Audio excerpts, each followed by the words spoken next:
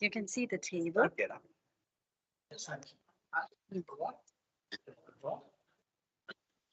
They can't see or hear you. You on the iPad. Yeah. Yeah, okay, perfect. So, but you're not going to be able to see public forum. Is that okay?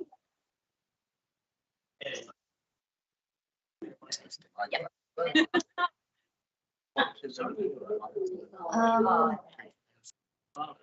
we can get. Let me get Aisha to stand there so she can move it to the public forum people on this side, and then move it back. Okay, let me ask her if she wants to do that job today. Maybe. Yeah. Yes, can you better? Oh, he's sitting right here. I'll check with. Yeah. Manema, Dolly, I'm just gonna check with you. I'm gonna put this one here, mute this iPad, and the volume muted on the iPad. And then I will work with my computer. I'm gonna log in from my computer as well and have my computer unmuted so you can pick up all the volume from there. Okay.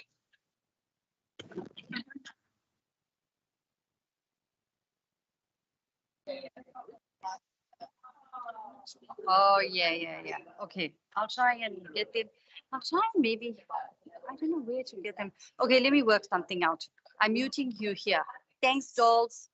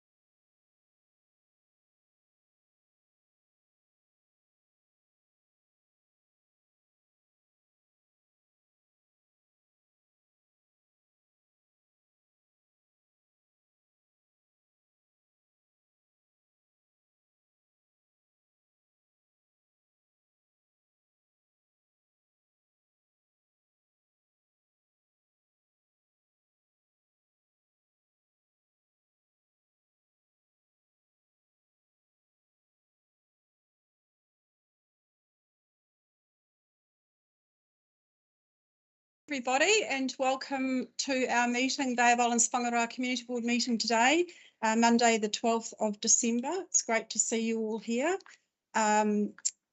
Before we introduce ourselves, I will just ask any board members to open us with a karakia, please.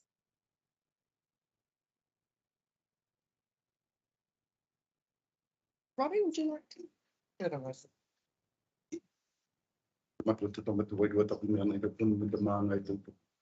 Ita mangai kumeta kawarawanga taku harawanga taku papite lira. Mai te apuna tiamu te ona hina. I te timatanga o te kaupapa o te tōpu.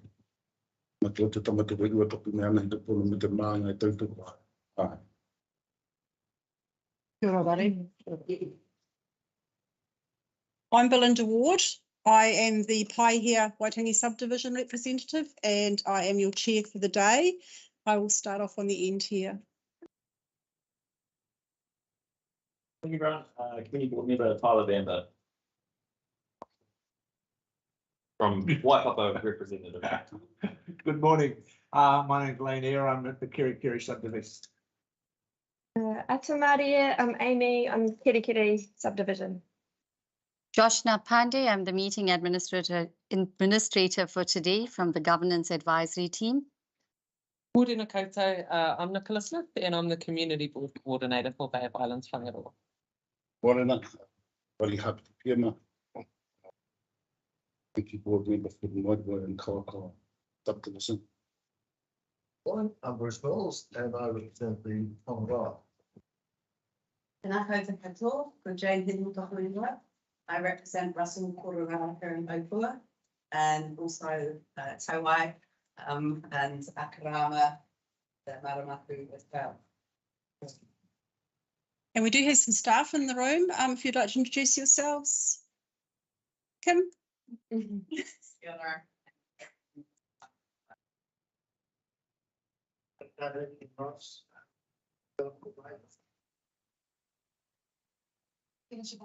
Legal services. Good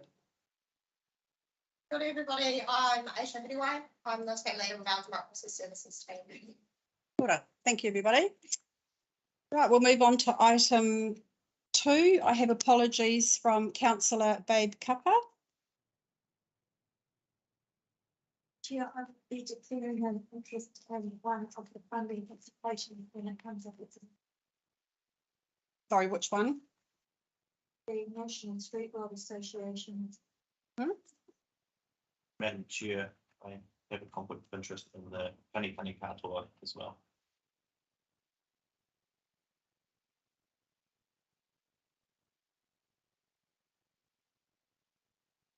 What item is that? What item number?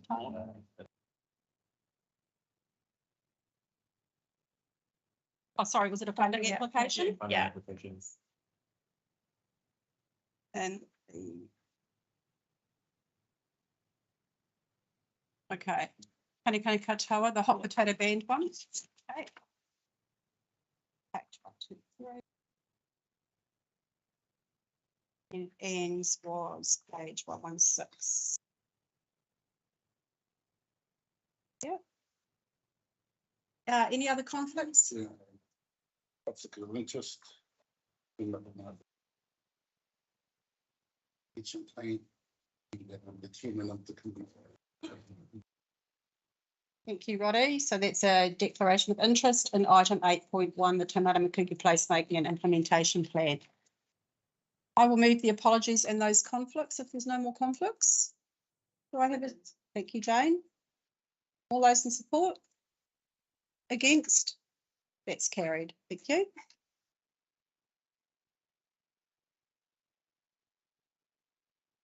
So we will move straight into our public forum section of the meeting. Sorry, just before we do that, I would just like to declare a potential conflict in the sense that I have I sit on the Investments Fund panel at council level, the annual grant funding, and we have actually already dealt with item on page 109, the Kaio Festival Group application came to the investments panel and was declined and referred to the community board for consideration. So I just want transparency around that. And also to note that I have received the second round of events investments fund grants applications, which will be dealt with on this Friday. And in that is also an application which is noted in here for cruising the bays item on page 116. So I will be involved in the decision making on that as well. Thank you. Moving on. So we have in our public forum, we have speakers here for item 8.1 on page 130, which is the Taumata Makuku Placemaking and Implementation Plan. Who would like to speak first? I have the report writer here in the room. Kia Ken Ross. Yep, you each have 5 minutes to present to us. So welcome. Please introduce yourself and talk in support or against the plan. Thank you.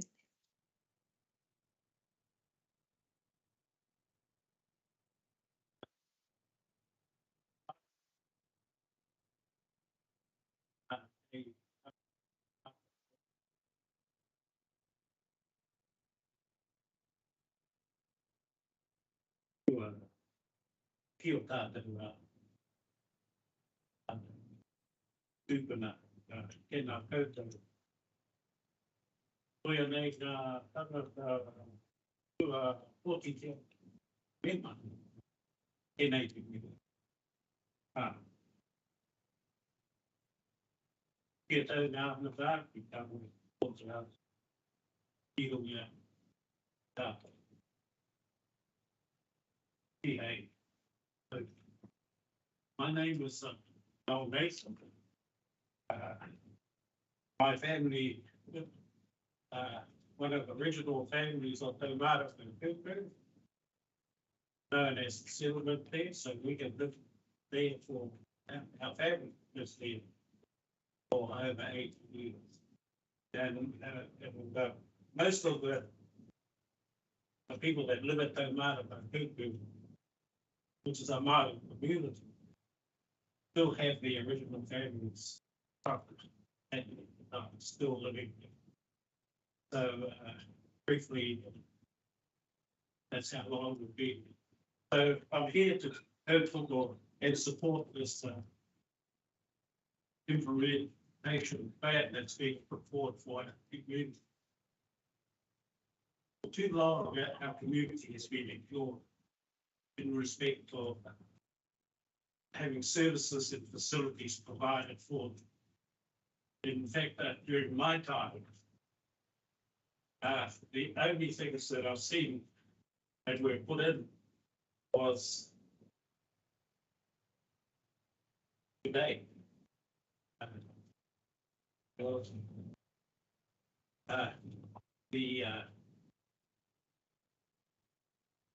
water mains online, which was just another form of a revenue collection vehicle council.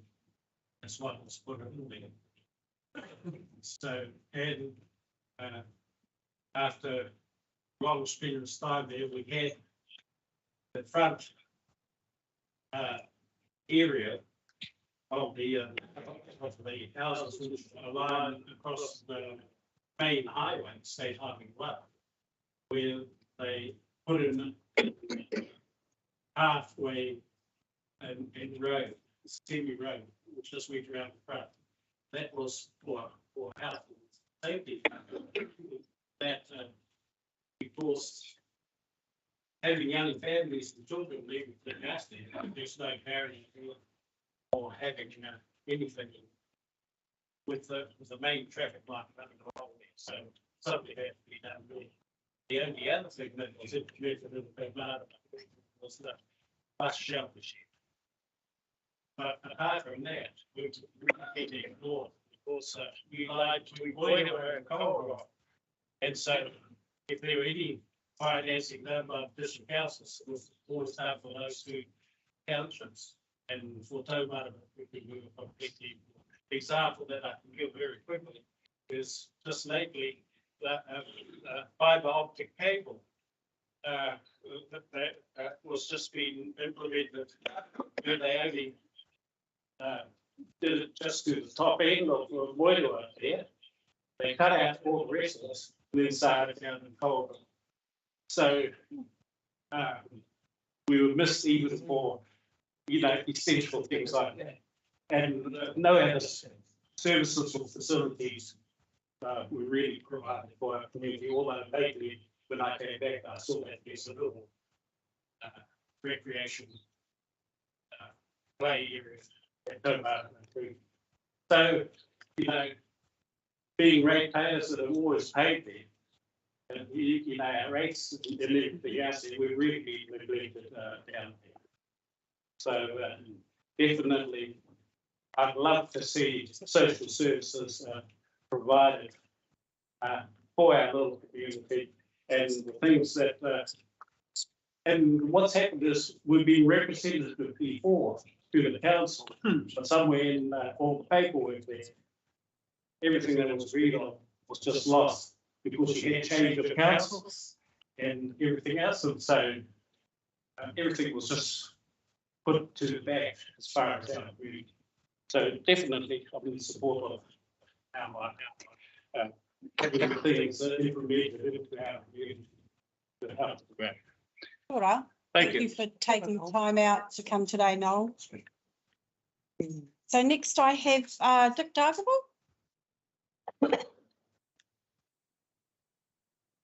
Ai te rogata. Ai te mea, tūtahi māku me he. A hako ngā mea ko tēnei au, te runga au, te ua matu koe. Pere nāna nei tāte tuku mai ki konei. Pere rao mai tēnā, nā wai mau, me kira, te ara te pere tētāngi, nā tēnā. Pere uri nāna, tēnā. E kure tina wā tu tēnā whakatau, i nari whakatau au ki te reo. O kuku mātua, pere tēnā. Good morning. Good morning to you. Ihani, after that, I was my name. I didn't know what the question. When my phone was talking, I mean, these are the people from the 50s, houses from the 50s, the early people that moved to Moeroa, and who in fact were the people, they are the children of, as we started the economic development for Africa. But all that hybrid movement, what didn't happen, Moeroa got left behind. I just heard some of the calls. But for me, I want to move forward about saying that really I am pleased that at long last we've got a representative that's been on the ground fighting from outside. I know it's quite different now, but quite differently when it's around the table. We'll know that. Because a lot of his fighting was been a protest, been a widow, but now he has to conform to the LGA. And that is somewhat frustrating at times. However, the needs and the concerns that my community has, along with my mates and family here, noted. Our community needs the resources and the equitable resources that everyone else gets, based on populace ability. We have, now I'm pleased to say that, Roddy, we have done a lot of this. Excuse me, apologies Dick, for the interruption. Do we have a phone or a laptop ringing? Oh, is it the screen? Tyler. So I'm just here today to support really all those who are making submissions at this level. And more than that, I am really here because I would like to see, I hope there's changes in the Act to make sure that it is this board, or it is the community board, to hold the power. The district council, and not the district council, if we don't. You have the people that listen to the concerns out there. You have the people that are confronted directly by our people in the community. And my role will be to make sure that the boards get heard, not herded. It's been the case in many, many past. Because they do carry the voice of their constituent, their constituent community. I know for the first time that I've seen in my community that they formed a Maori committee to look after the well-being. We're doing a now. We've done these things a long, long time, doing those sort of things, supporting one another to get some caliber, feeding our people through that kind of historical way that we used to do things. Those things are good. I say thank you, Ollie, for that. You wrote that. But now we need to move on, and there are other things that need to be done. I'm just looking at the concept that was being put out for the rating. Income. I do like that system in terms of equitable allocation of rating across the board. But I just heard where does that great water go to? We have any great water, we must say. Where does the water go to from the houses that actually have water running their roofs? Huge sections. Where do they go? What tell you they go? They go in during the flood. Council does nothing to what I consider to be their responsibility to ensure that the water, which is required of us to get it out onto the main street, so that they can be taken where it should be. Doesn't happen. All these things now is this. I've spoken to our member. I've written submissions around this, but it has to happen. And the people, I say the people, the beneficiaries from those, I'm only here talking about this money, Nathan's. Their kids are coming in, and others coming in, taking up the same old houses that they had years ago, living in them. Yet, the services are no different than what they were 50 years ago. But that has to change. It must change. As far as I'm concerned, being a Commonwealth and I'm also the chairman of the Commonwealth Māori, I talk to her, the District Mayor Council. One of my roles is to make sure that these things happen through the appropriate community boards. To support those community boards. To make sure that you've got equitable budgets to do what you need to do. I am a believer that the new change, of course, the new dawn, it's not going to happen overnight. Change takes time, as you all know. But at least the new dawn about addressing things and the methodology for how we do that has to change. That's going to change by coming back to the community board, representing their people out there in the community. My case, with Moerewa, Kawakawa, and Wyoming. And there are others in the camp.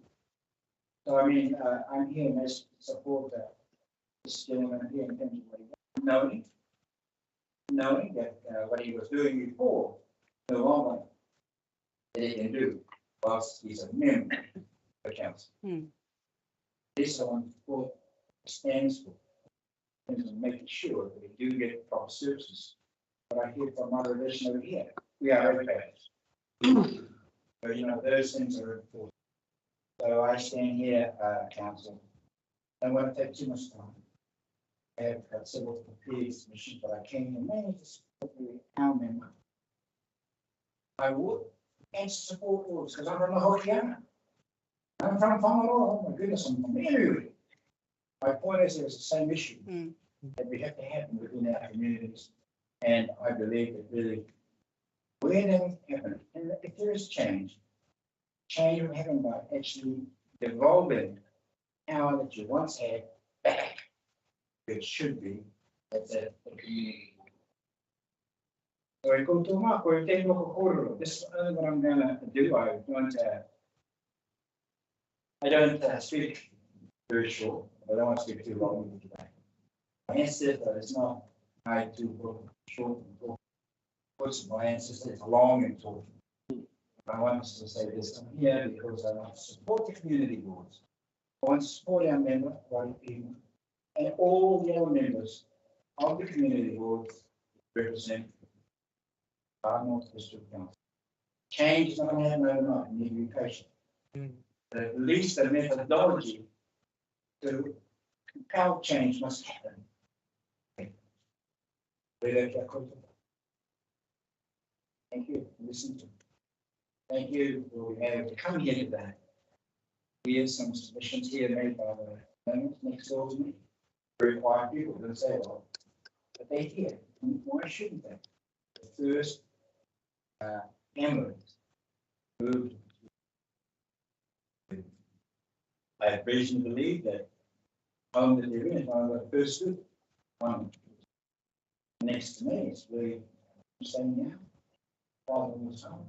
It was awesome. But let's leave that there with one.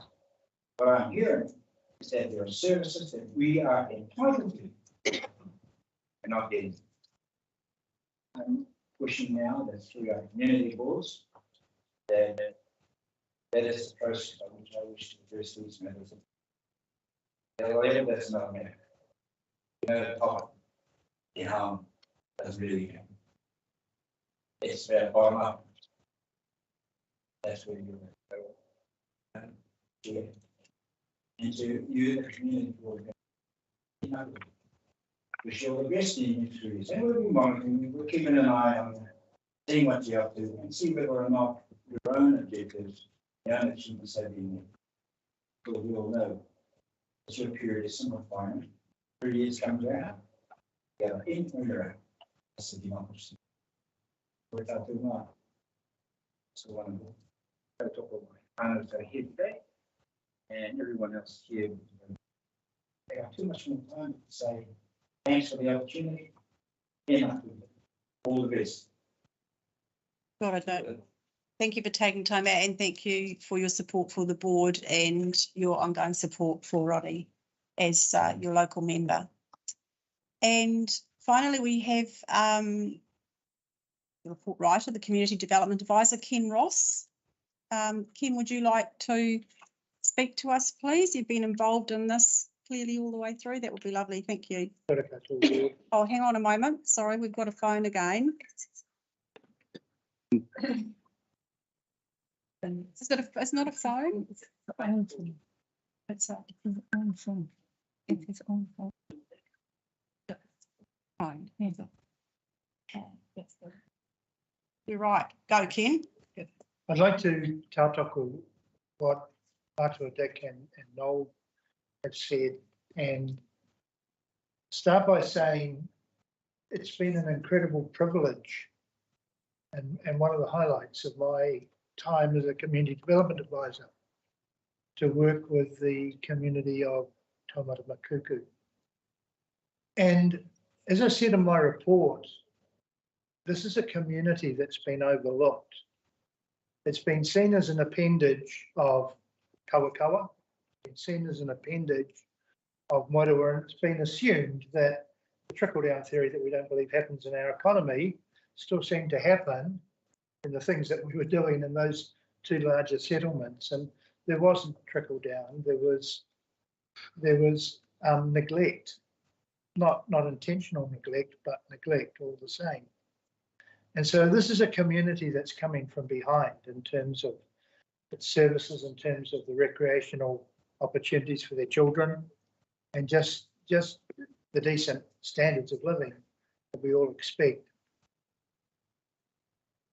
The community came to us, and that's really good because it's been driven from the bottom. It's not been driven from the top.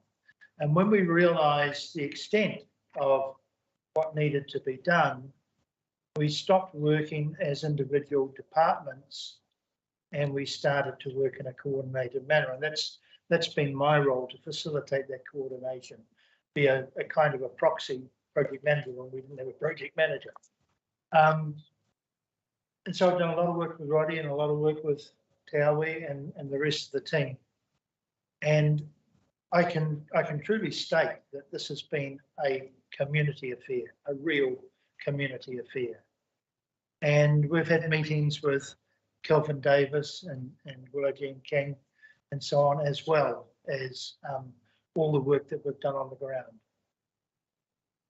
What Barker and Associates have done with the Taumata Makuku placemaking implementation plan is a really, really honest and accurate representation of the aspirations of the community and the needs of the community, and a really good pathway forward.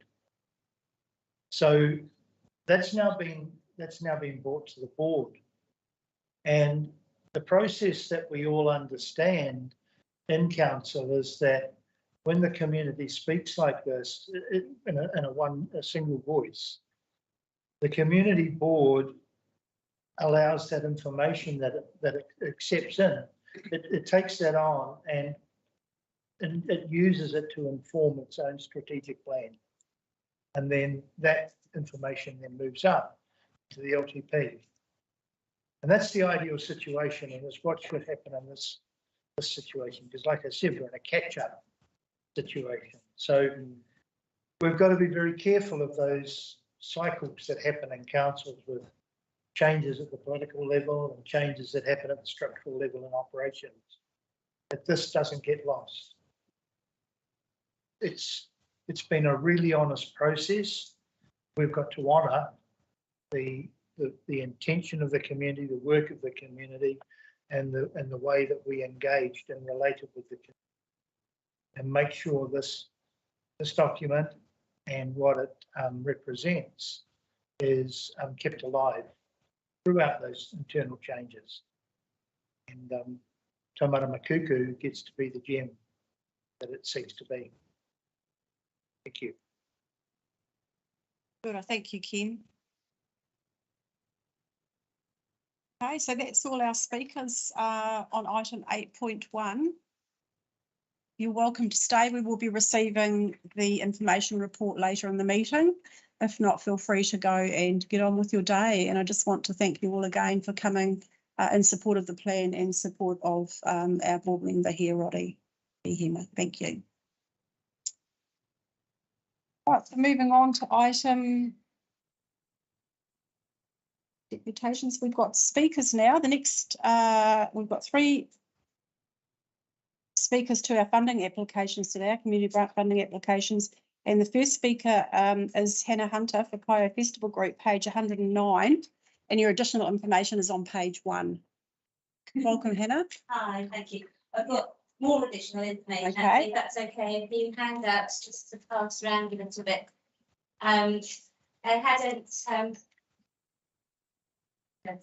pictures and stuff like that, so that you get an idea. Thank you so much for having me to the board today. My name is Hannah Hunter. I live just outside Kaio. My children go to Kaio School, which Kylie's going to get started in a few minutes. So I'll be actually straight on after I've spoken. And I've brought with me Sandy, who is our treasurer budgets or anything. Naupara has been going with, this is going to be its 5th year now. We're a festival for children celebrating arts, music and nature. We are a zero waste and drug-free festival, and everything that is on site is completely free apart from food. So the festival started up by a bunch of mums at Play Centre, really, who were talking about all the incredible skills that we have in our community, all the incredible talents, and wouldn't it be wonderful if we could all get together and celebrate them and share skills with children, and Tamariki getting stuck into all sorts of different creative activities, and also being able to see and be involved in and participate in other arts activities from outside the area as well. So first year happened and we had a huge amount of volunteers helping, and we had lots of people contributing their own skills and talents from the local community. And as the years have gone on, we have just built on that and brought in theatre companies from outside the community as well. And it's really, it's always been an incredibly busy day, right from the word go, actually. We had hundreds and hundreds of people come to our events and come to Kaio. But the wonderful thing about it is it's the children from Islands-Whangaroa certainly benefit from it, but the whole community gets completely stuck in. And one of the great things about the day is how we see grandparents getting involved with grandchildren and everybody helping and mucking in and getting their hands dirty as well. So it's a really fun, lively day, full of colour and full of celebration. Just check my other notes, see what else I need to say. This year, it didn't happen last year because of various different events, restrictions because of COVID. So this year we're very much concentrating on the idea of community celebration. And everything that we do will have that kind of celebratory, really coming together note. We apply to the community board every year, and since the start of the festival, the community board has been incredibly supportive, for which we're very, very grateful. It's been a real, it's been absolutely fantastic to be able to ensure the support of the community and know how supportive the members are. And there's some of the original members that as well. We applied to creative communities and we just heard that we got the full amount of funding that we applied for, so that's great. That gives us a really good start to be able to get those activities up and running. So creative communities funds all the kind of activity side of things, and then the community board we applied to help us put on a safe event basically and enable us to put on all the event infrastructure. Yeah, so probably all I've got to say, I think. Check my list, hold on a second. Oh yeah, just a little bit about our team. We're very lucky with our, we have a team of people who organise together, and between us we are professional event organisers, professional treasurers, and we have another on our team who is on eco solutions who runs our zero waste side of things. So we've got an incredibly skill-filled volunteer team who puts it together, and a whole lot of skills that we harvest from the community as well. We also have Robin for our committee who represents who and also gives us lots and lots of skills and knowledge from her side of things there. I think that's about it. Does anybody have any questions about the event? Got time for quick questions. It's one day, completely and utterly free. We have it in the centre of town to kind of showcase what Bio has to offer in terms of the. I guess I could kick off, Hannah. That creative community, congratulations for being successful on that. It's getting harder and harder to source funding. The amount you applied for is the exact amount for this facilitator fees for running the festival. Is that what you will be taking that toward? Yes. Yeah. Any questions from board members? Oh, just say that I don't know if you push the John hard enough. They do some for free. I see. Right. Head that for next year. Perhaps you might be find a form where we'll do sponsorship. Okay. I mean, particularly it's the community, it's all it is. Yeah. It's sometimes more generous.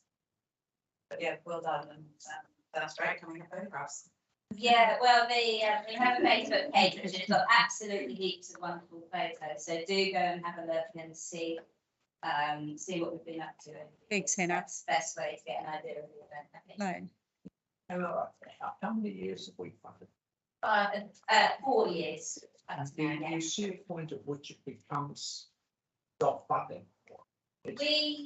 We'd love to, yeah, and we do get each year the amount of business support that we get from the local community increases, which is fantastic. And I think the business support that we do get is a real testament to how committed the community is to putting the event on, because we get great amounts of support from businesses, but we would like to start increasing that. Obviously, the difficulty is a fundamental thing about the festival is that we make it free, so that cost is not a barrier to any of our families that come along.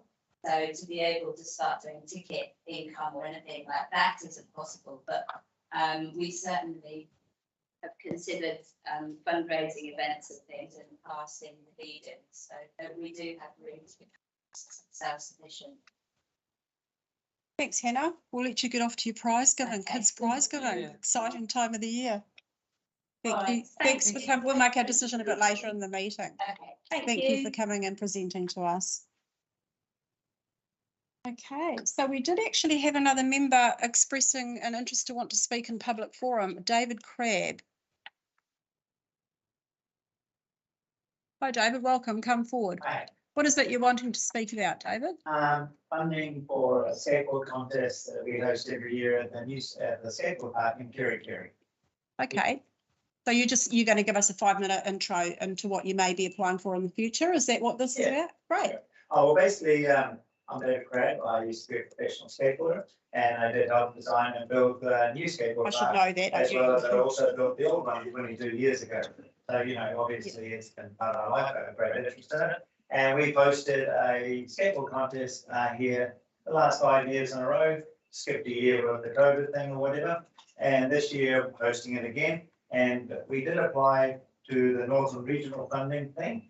And they declined our application that said, you know, with great support or whatever, we should apply for the FNDC local funding because it is a community event. We did apply for $5,400. And basically, we have sponsorship from my company, Circuity Construction, Placemakers, Mahalo, local community things for prize money and everything. And we're trying to piggyback it back to back. The event is in February with one of New Zealand figure skateboard contests, which is in Mangawai. And international riders are coming to Mangawai. That's why we got our sponsors put up a prize purse to try and get some of the international riders to stay in the country and come up here with their families to skate our event. And, you know, we do have possibly one of the best riders coming from Japan, a group coming from Australia, and also local New Zealand skaters, which some of them are 2024 Olympic hopefuls, coming from Wanaka, Christchurch, Wellington, Palmerston, and North, Hamilton, etc. So, I mean, it's a pretty amazing event, you know, for the skateboard community. And we applied, you know, for funding for most important thing with the new skate park, the facility is better. So hopefully bringing in international riders. And it's really mostly for scaffolding, for bleachers, for seating, for the local community families and everything to sit and watch it.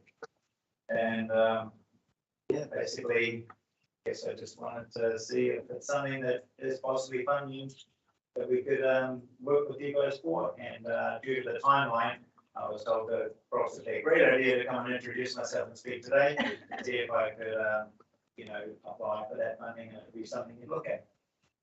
Thank you, David. And it is definitely something that you could apply for a community grant fund to the board. I'm sorry about it, you know. Maine. Yeah, obviously I can't read the word off. It's on. You can have Lane's lunch. Now Lane's going to ask a question if I can just get funded. David, what I wanted to just clarify with you is what date in February, because today we are setting our meeting schedules and we do not fund retrospectively. So if the event is... Ooh.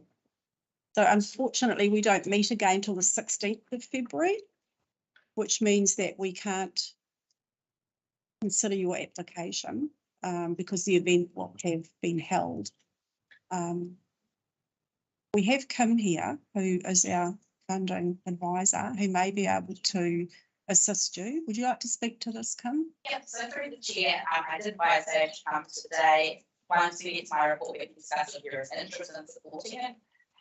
So we may hold an extraordinary meeting for our meeting in late or early 2023, so like the end of January, so that we can get it through.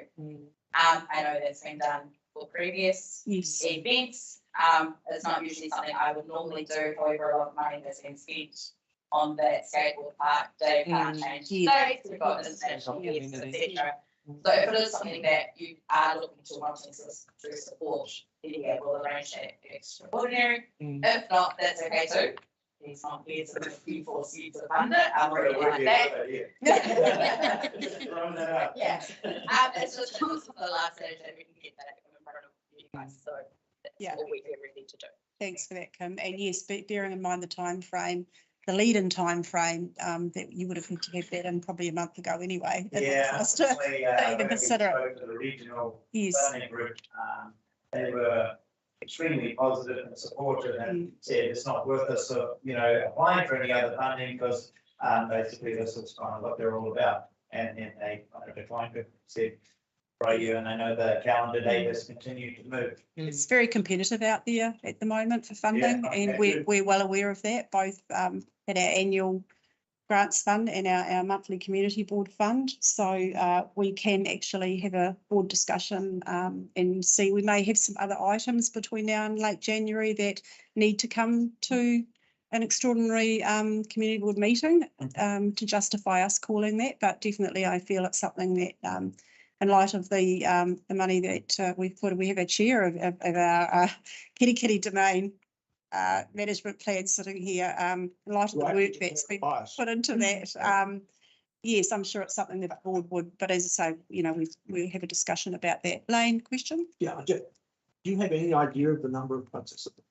We're kind of expecting about 35 to 45 entrants, and probably 30 of them are from South of Auckland or overseas. Combination And a lot of the Australian riders and the South Island riders and the New Zealand 2024 Olympic hopefuls, these guys, and they all come with mums and dads because they're all under 18 or 16 or whatever. So just to clarify, David, you said you would be looking for funding towards scaffolding, seating, and what was the other? PA rental and Okay. just the cost of organising basically the stuff that we need to Hiring. make it safe. Yeah. Thank you, Jane. And in your experience, if you have like 35, 40, what sort of audiences?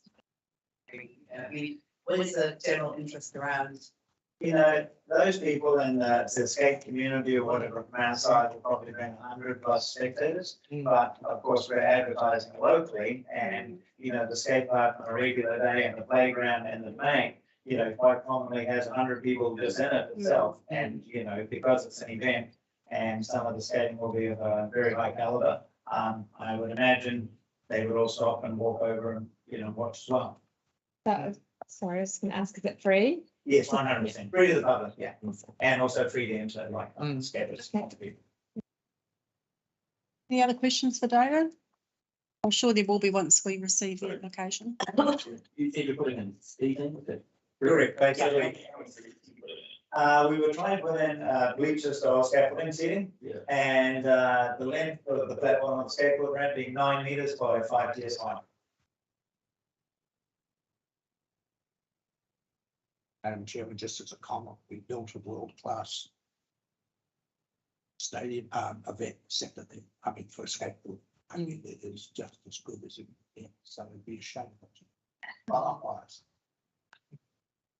Okay. Yes, totally. Of course. Thank you very much, Dave, and apologies for not recognising you or your name. I should have. But, Well, good, I much Nice to appreciate see you it. in Thanks here. very much, yeah. And, We have to good- work together and just make it a better event for, you know. Yes. Yeah. Lovely. Have a great day. Thank you. Thank you very much. Right, moving back onto our order paper, I have Ros Dennis here to speak to the National Street Rod Association Northland application on page 116. The additional information is on page 16.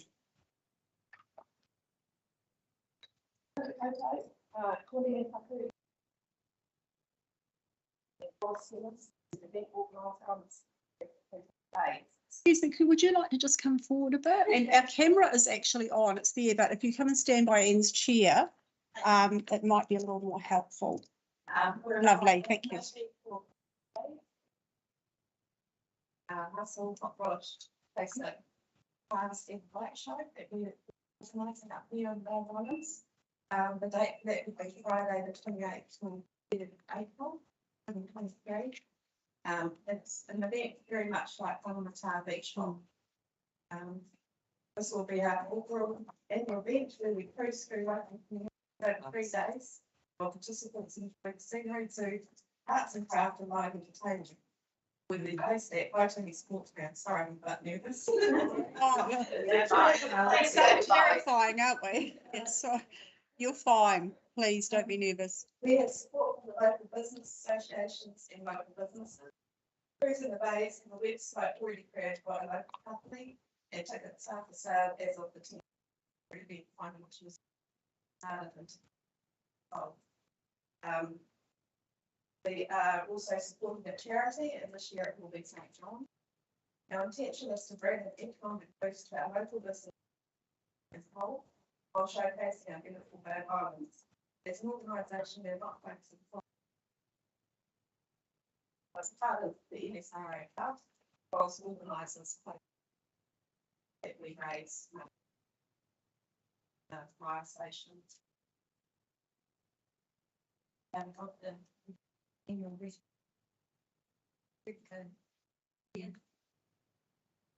car show is okay.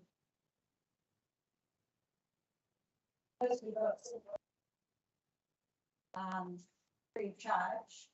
And encourage the local businesses. They put a trolley for groceries in each town. They regularly walk. They money goes. And help them. We all we've asked is for the businesses to be fully involved. Chris, the towns up. Friday we are cruising. First of all, on Friday we've got TV honey. Soon. Then we cruise via Oakwood, Kaukau, we stop at Kaukau, Main Street and the library. We're there for hours. Ask them to dress their shops up and the quite keen. Get stores out on Main Street. Then we're cruising to Waikoi. We're going to be behind the history. Back there, Pioneer Village is opening it up for us. And buy them showing them local fly cards, local foods, which seems right. That's on the Friday or Friday night. We head back to Pioneer where people are sort of, that's where they'll stay, because that's the cruising down Main Street Pioneer in the evening. Which will be good for local over there, food outlets. We are on alcohol on the streets. We're trying to encourage it as a family event. Saturday, we're into Waitangi again. Cruise, Thursday work, we're stopping at tomorrow day. Photo shoots, the cars. There. Going to Whangaroa, stopping at Whangaroa. Hopefully, park up in Five Oaks, people to fuel up and see what the local community is like. Then we're coming back to Kiri, where we're closing up the Main Street from that day to 5. Down about, and then we go back to Waikiki that night, and same thing, cruising. Sunday, we're off to Russell, going to ride ferries, walk on ferry and drive on ferries. We're going to park up around there, go to Long Beach, park up there, get photos taken. Then back to Waitangi grounds where the local barbecue guys and Greg McManus are going to put on a big barbecue cook-off and competition. We're trying to get a few of the local barbecue guys to go against them, make it a fun competition. Then we basically we're going to be playing here. Miss Diva.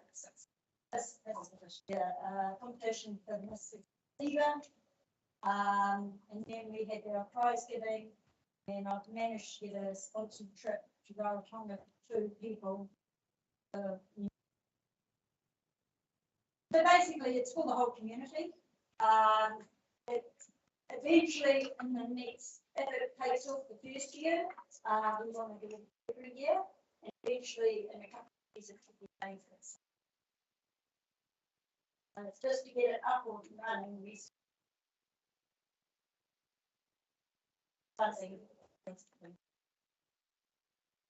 Thank you. Any questions for these ladies while they're here? Jane? Do you have a contingency plan if part of the funding be approved? Yeah. Do you have a contingency plan to scale down bits? Yes, we do. If we have to scale down, we will. We have scaled it down much as we can at the moment. I know by past fundings that you don't always get what you want. Sometimes it's hard, or sometimes none. So we have looked at ways that we cost. The first thing would be cut out a lot of advertising. Where it's not needed, like signboards, posters and stuff like that. With hot rods and classic cars, there's a Petrolhead magazine. That is a Bible board that goes throughout New Zealand. So that's one of the key. I've spoken to more of them last week. They're fully involved. They've actually said they're going to come. And they're getting cut their costs. So we are looking at cutting advertising. There's a risk around. Any other questions? Lane? Closure in character. Main Street for how long? Main Street from midday to probably past forward. I understand that permit is going to Also increase our registration fee. It was originally in 85. The reason for that was realised something may not come. Raising that registration fee was one way of able to do that money that we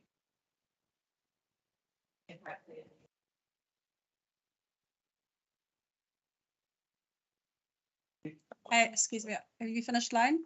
I was just going to ask you an associated question. Any of the other communities are you closing roads? no. Kirikiri, like when I first did the Kirikiri car show, I closed Main Street. And everyone loved it. There were a few, well, the original feedback when I first did it was like really good. Everyone loved it. Then I didn't do it those particular years. So when I took over it again, I put it on the domain. We had looked at, like having it on the main street and going around that roundabout, the runway system, it's included every shop down, the people go and shop, eat, everything. It means I'm right there and it's a good look. Get them all passed down Main Street. So it's about 5 years ago since. Since I've done it, yeah, on Main Street. The very first one I did, everyone was great with it. So, Thank you. I've got Amy next, then Tyler. I was just going to ask if any of your other funding applications have come through. we had to go back from they had given us part of what we asked. There's a bunch of sort of events coordinators, directors. Are you the event director? Yeah. Well, I am the organizer, the event organizer, yeah. We did have Jackman entertainment, but we've come across a massive hitch with her.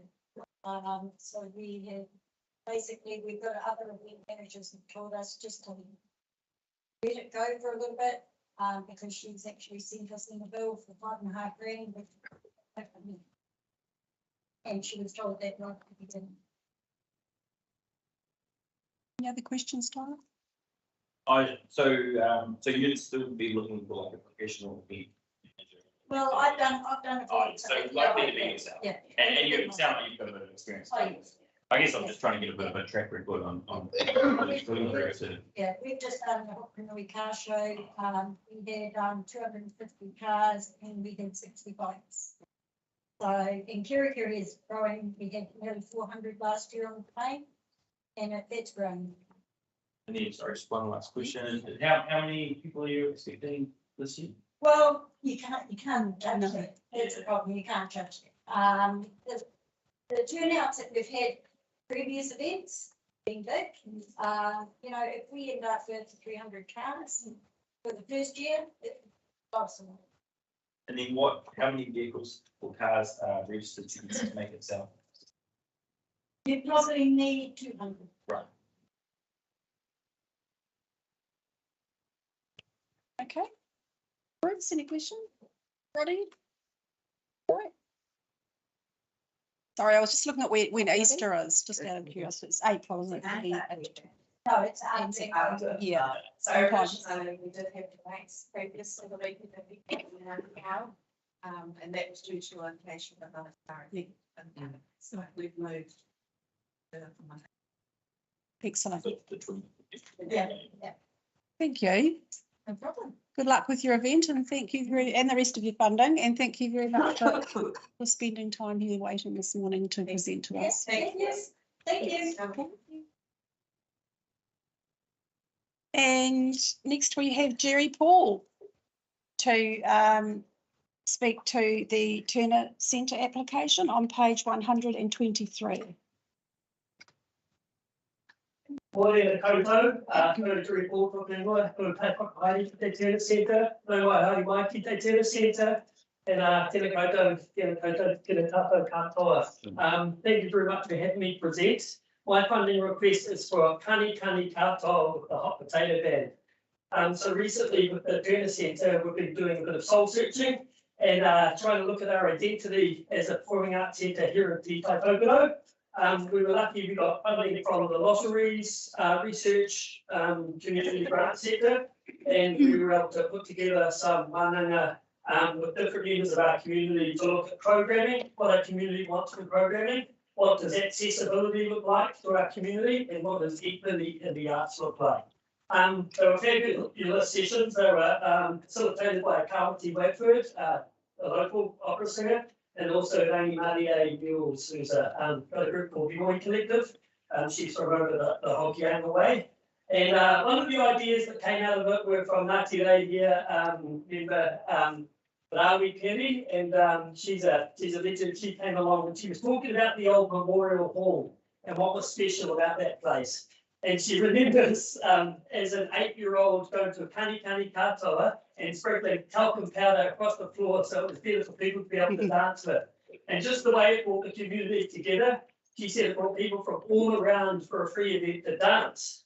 And so they got us thinking, and then a few days later we had, I was contacted by the Hot Potato Band.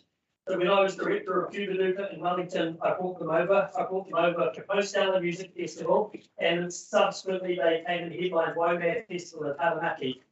They're one of the most amazing live bands I've ever seen. They're an 11-piece brass band with 2 percussionists and vocalists, and the minute they start playing, the whole crowd was just up dancing.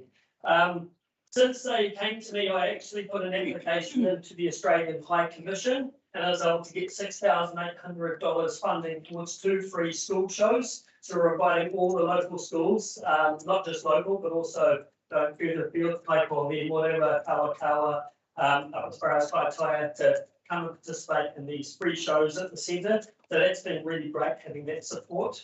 And again, a big priority for the centre is getting our tamariki and the rangatahi through the centre.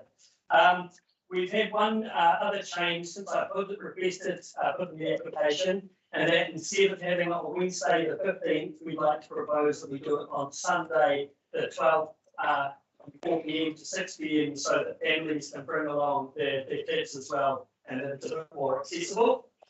We're requesting the funding so we can put on a free show for our community to be able to invite them along. We know that events like this really build community. Listening to Hannah talk about Ngā Pura, and they talking about the skate competition, the Christmas in the Domain a few weeks ago, the chess competition they had down here. These events really help develop cohesion and resilience within our community. And Kiri and Te Taitokoro will start growing a reputation for having these events, very accessible events as well. They're really good for community spirit. And like physical infrastructure, the roads and the water and everything else, we need to invest in our cultural infrastructure as well to develop this. So tickets we will be putting online for free, but we would also, if the event funding is granted, we would ask also the community board to help us distribute these in a more accessible way throughout our communities. We do have something out today here, Be Free, who is Rangatahi, who are playing music in the community, All Angels, all these groups who have really good networks and can help distribute them. Yeah, so that's in summary, what we would like to do, we'll do it in the plaza down here. It's a capacity of 970 people. And yeah, it's a big dance. If I may very quickly play just 30 seconds even of the group to give you an idea.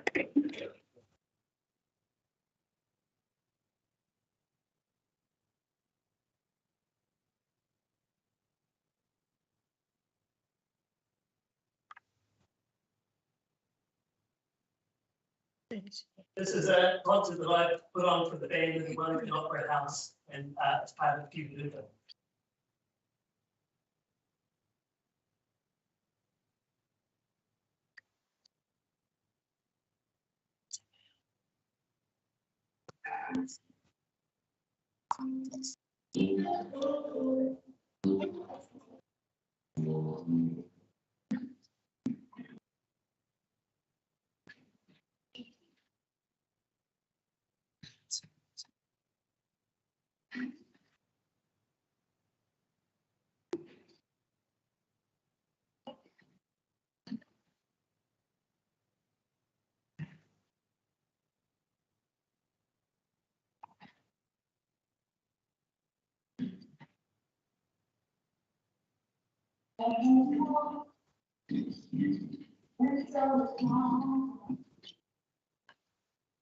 Just a very small bit to give you an idea of the scale of the group.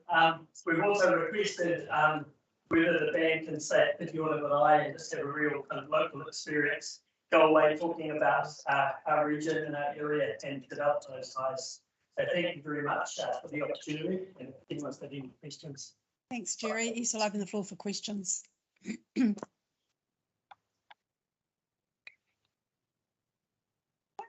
I just had questions about the school performance, but more about inviting schools here. So there'll be one for the afternoon on Sunday, and will there be another one for school group? So this is independent. The two school ones will be on Monday. Yeah. And they will be down in the plaza as well. Okay. So the Sunday one is a free community performance. And then the other two performances will be all schools invited. Like Pauline Stevenson, who's a reliever teacher and holds relationships with all the headmasters and people interested in the arts. So this will be completely free. Yes. Jerry, I just have one question. Should we fund you today? I just noted in the additional information that it says you're applying to us for venue technician musicians performance fee component only in this application, but it does state this will also go towards international travel and tour costs. Oh, that's just so the fee that we will pay the band, as well as their performance, we're going to pay for their travel. So they're doing a tour of 1,000 gigs around Aotearoa, and this would be one. So it's kind of an inclusive fee, we're not paying additional. Okay, so we're paying for the performance and the travel for them to get up here and back. Is that the intent of the application? Yeah, it all goes towards that. So, for example, the band. Yeah. Well, thanks for that clarification. Any other questions? So if it's a free event, $1,000. So with I ticket, they will charge $1 ticket for a complimentary ticket. So it will be a ticketed event. A free ticketed event, but we need to manage numbers because obviously we've got a capacity. And that capacity is 1,000, is that correct? 970. Oh, to be precise. Thank you. Okay, any more questions? Sure. Lane. So that'll cost us about $1,000 per performance. So there's a charge if you're doing a complimentary ticket. There's $1 which I've got my covering. $1 per ticket or $1? $1 per ticket. Okay, so it's about $900 per performance. Only for the community performance. The schools we can manage because the schools come to us with it. Thanks, Jerry. I'm sure you'll hear today because we'll be making our decision a bit later in the meeting. Thank you very much. Thank you. So moving on to item 6.1, Confirmation of the minutes. Several of you have noticed that one of the items needs to be rectified in here, which is the funding application for Little Dippers on page 15 needed amending. So I will move the amended recommendation, the correct recommendation. That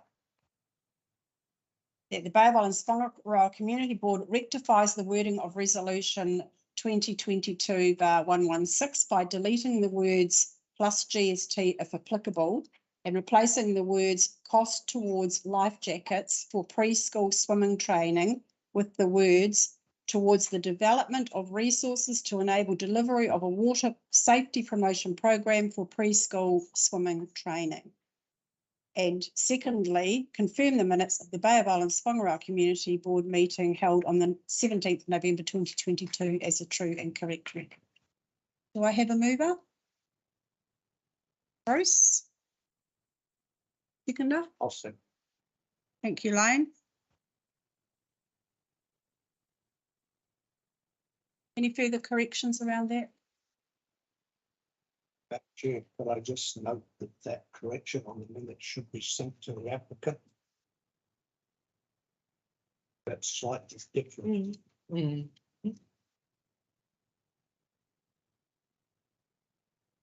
Yep.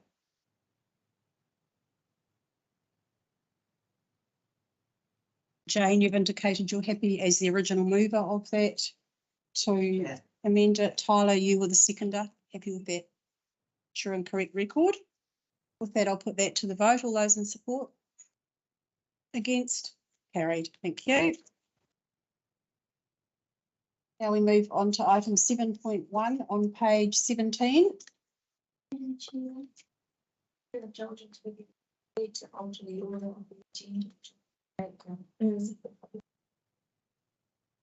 So this is in relation to the easement items, 7.3. On page 30, is that correct, Jane? Correct. Yeah. Yes, I'm happy to do that. So we will move to item 7.3 on page 30. Yeah.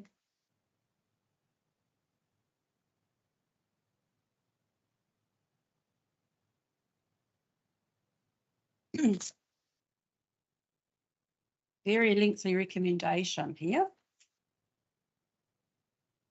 Okay, so excuse my voice, hopefully I'm going to be fine. Recommendation that the Bay of Islands-Whangaroa Community Board approve the granting of a right-of-way easement pursuant to section 48(1)(f) of the Reserves Act 1977 on local purpose Esplanade Reserve Lot 16 DP 146304 for the purpose of constructing and using a private bridge over the Wairawarra stream connecting 2276C State Highway 10 Kirikiri, Lot 1 DP 91402 contained in record of title NA 64B/178 and 15 Conifer Lane Kirikiri, Lot 1 DP 535123 and Lot 14 DP 158690 contained in record of title 884105 and 32228 State Highway 10 Kirikiri, Lot 1 DP 457586 contained in record of title 593590. And that approval is provided subject to NRC granting resource consent for construction of the bridge, public consultation in accordance with sections 48(2), 119 and 120 of the Reserves Act 1977. Compensation to be negotiated and finalised in a written compensation agreement payable by the landowners to the council. The landowners, A, bearing all costs and disbursements in relation to the required public consultation. B, if required by law and prior to commencing construction works, seeking relevant consents and or permits from the council under Local Government Act 1974, Resource Management Act 1991 and or Building Act 1991. C, bearing all legal and survey costs and disbursements in relation to creating and registering the easement instrument on all relevant titles. D, bearing full responsibility for the construction, maintenance, upkeep, repair, removal of the bridge if required during its lifetime and end of its lifetime. E, the bridge being the owner's asset which is abandoned, neglected, or on becoming a nuisance of any kind or degree must be removed or decommissioned and reserve land remediated to council satisfaction. Finally, F, indemnifying the council of all costs, claims and expenses arising from use and operation of the bridge during its lifetime. Do I have a mover? Bruce? Jane, second? You need board can't make a decision on this because you don't have a delegation for it. All you can do is recommend that the approval goes to council for this. If you're discussing it and you're happy with it, then you'll go to council. There's no delegation for No. Sorry, we're just discussing the fact that we don't have a delegation. This is purely a recommendation to council to make the decision. So discussion questions we have, I believe we have the owners, applicants in the room, correct? Hi, welcome. And we also have a legal representative here. If there's any clarification required or any questions needed to be answered of her. Lane. Madam Chairman, and I apologise if I haven't read all the documents that were supplied by our owners. Does this in any way restrict public access to the Esplanade? No. Now or in the future? Pardon? I'm not sure who's going to answer that question. No, it doesn't. No, it doesn't. Thank you.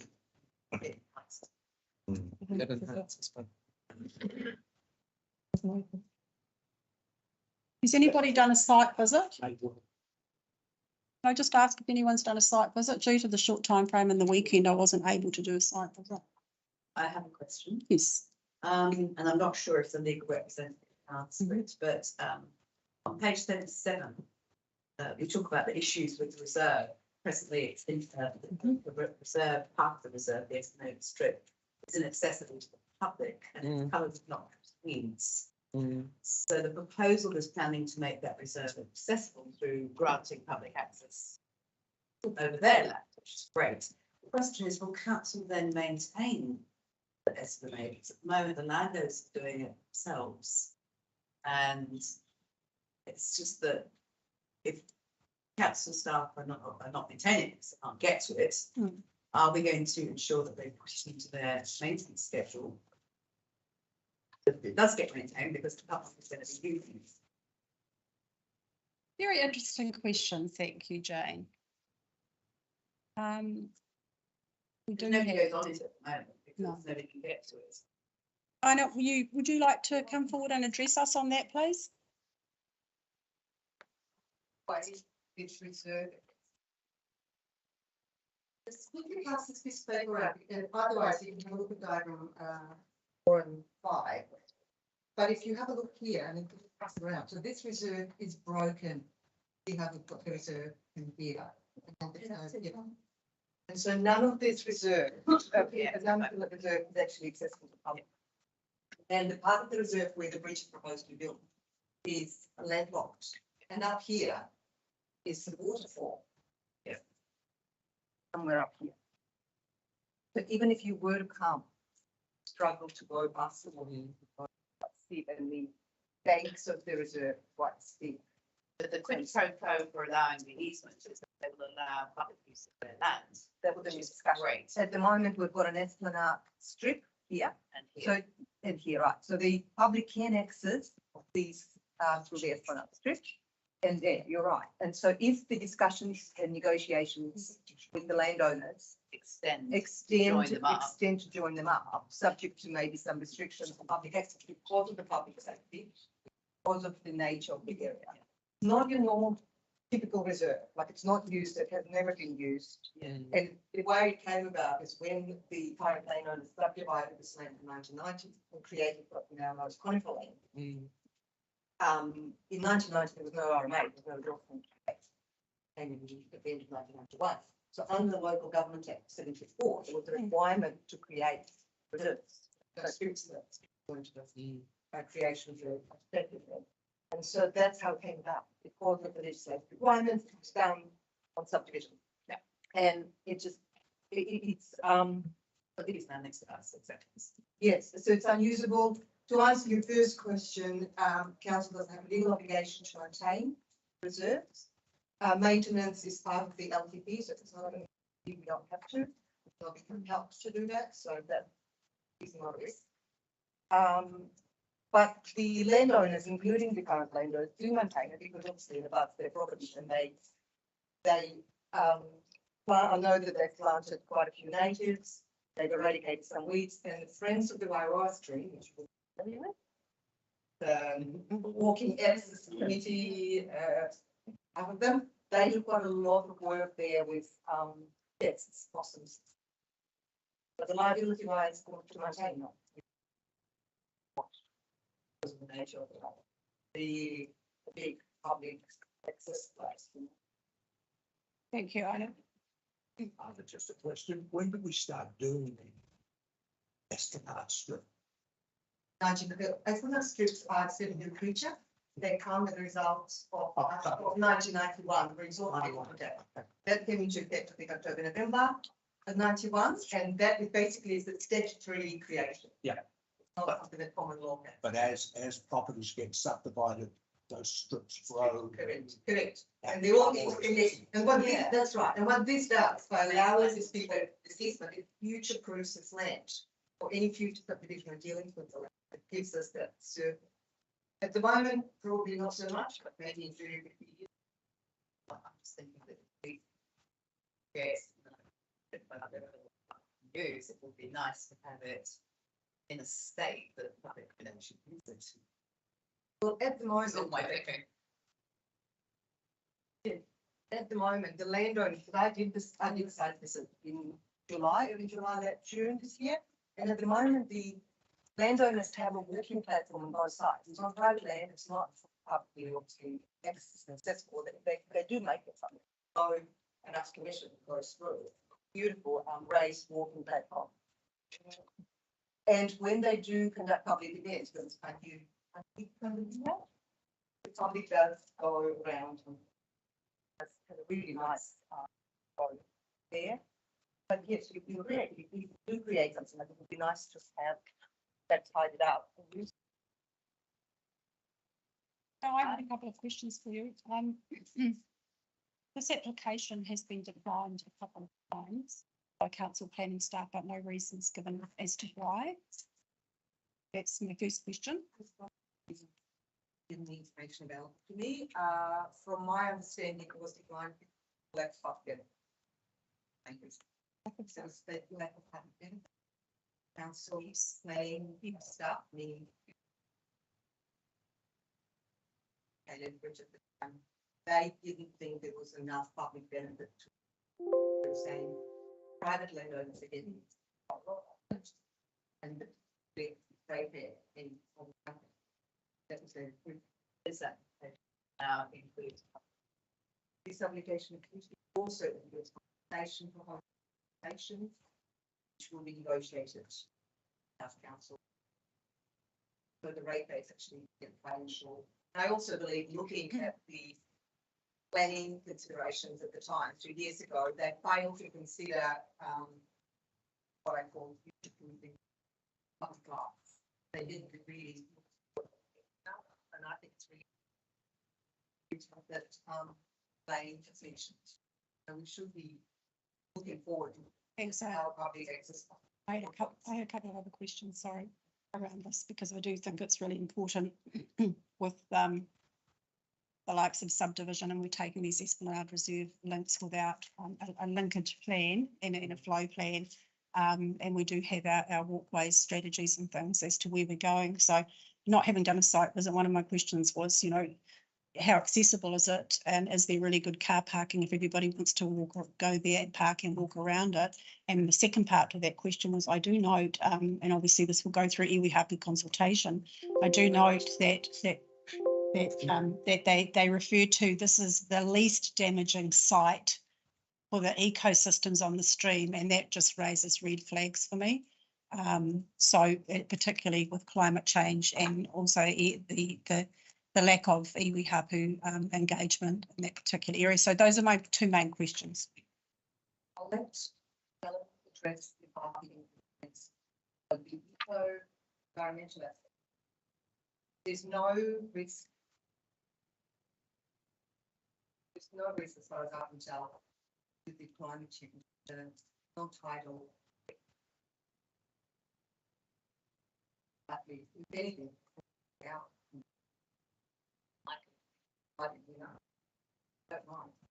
I'm just asking that question because a strip creeps, but a reserve doesn't, right? So if we put a walkway in there, sorry, I should have given more clarity around that. Is that with flooding and climate change and things, and also bearing in mind this appears to be quite a swampy site, and there could be significant ecosystems there. And I ultimately this sits with council, so I don't want to labour it, but I'm just looking from a board perspective of we need to consider climate change in all our decision-making processes moving forward, and linkages and connectivity and iwi hapu consultation. So those are my areas of concern moving forward as to how we as a board will be considering all our applications in the future, and also what we're leaving as a legacy link for future generations in the way of walkways and connectivity. So hence the reason for my questioning. Yes, and authority in consultation with the secrets of the affected party that NRC is front the issue. Essentially, they are in charge of the water bodies of this district.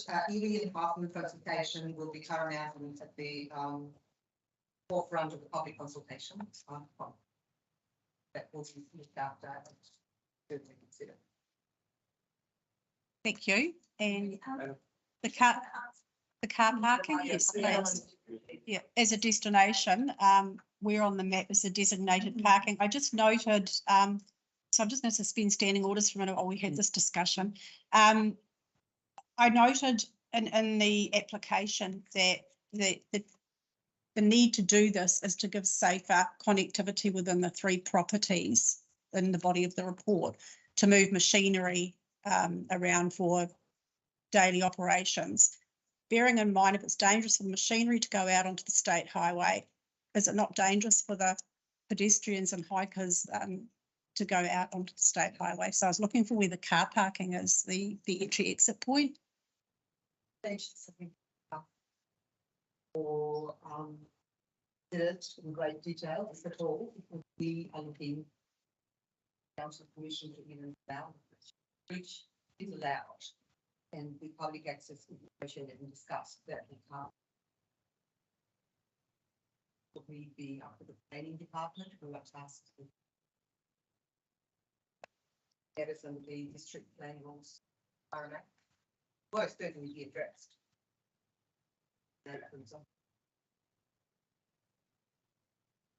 We don't even have, the applicant doesn't have the agreement to process this stage, but Ellen, I understand that people use park on the side of the state highway. Those would be First of all, I apologize. I don't say. Yeah, jump on. This application is state highway.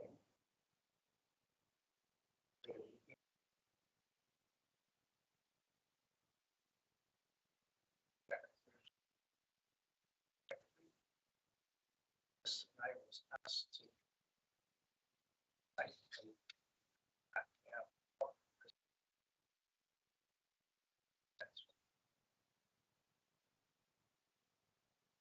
health and safety.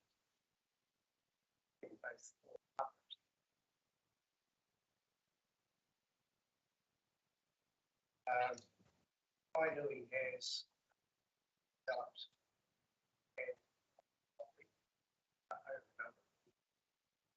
about public access. Around that whole area.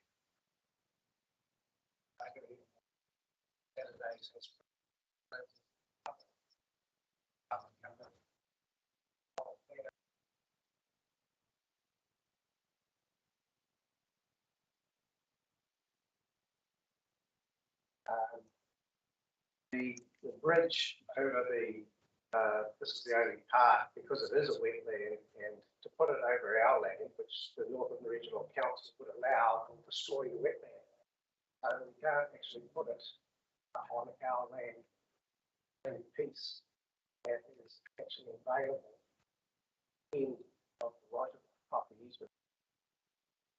Council strip. Council strip, quite frankly, is a wetland above the rest of it, around the edge of the couldn't walk on it. Really wet. Currently, it is covered with horse, tobacco weed, other noxious weeds. So it's not actually safe. Points around the river. In that state, the whole length. Really, the council's responsibility at the moment. The council can't get to it. Quite frankly, it is just a wetland. It needs to be cleared and planted in access. Basically, it's best use system. Bridge will enable our walkway to be continued along the northern side of the river, which we have a lot of native tundra species that go right to the boundary of our property. The whole of that river is part of the Friends of the Whangaroa area, so it's all trapped. Because we have a lot of traps on our property, that is another reason that we would like people to visit in a controlled manner rather than having, it's because of the nature of trapping. That's really our situation. The only parking for people is on our private property. There is the kids that used to go there used to park on Waikapa East Road and walk under the bridge down to the edge of about as far as you could go. Our other neighbour was happy with some of the activities on the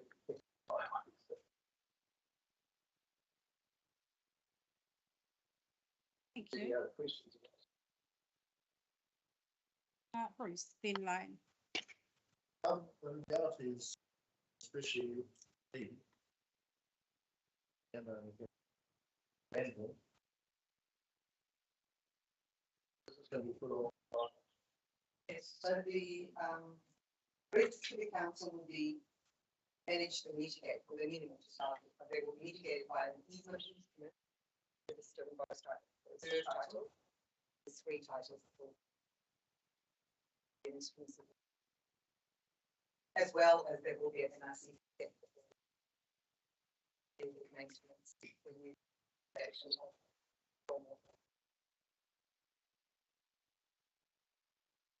Lane.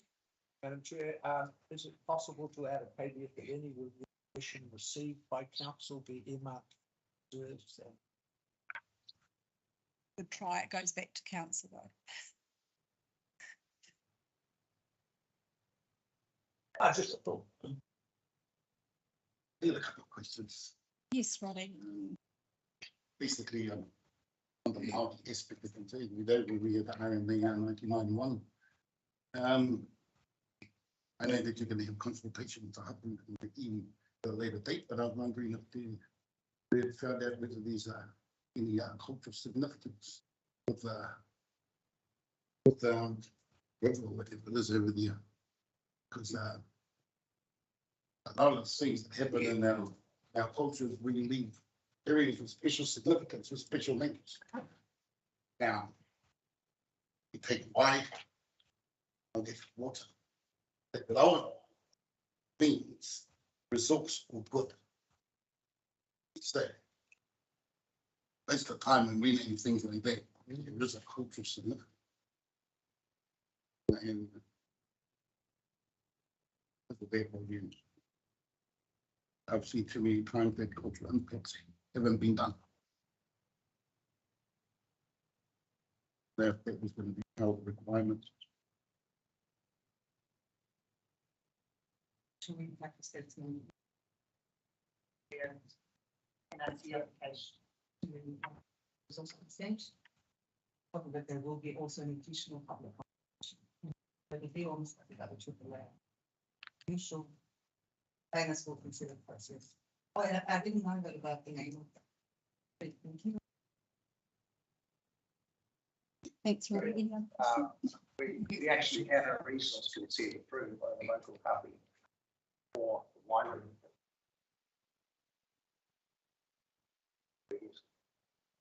Has been out there for consultation.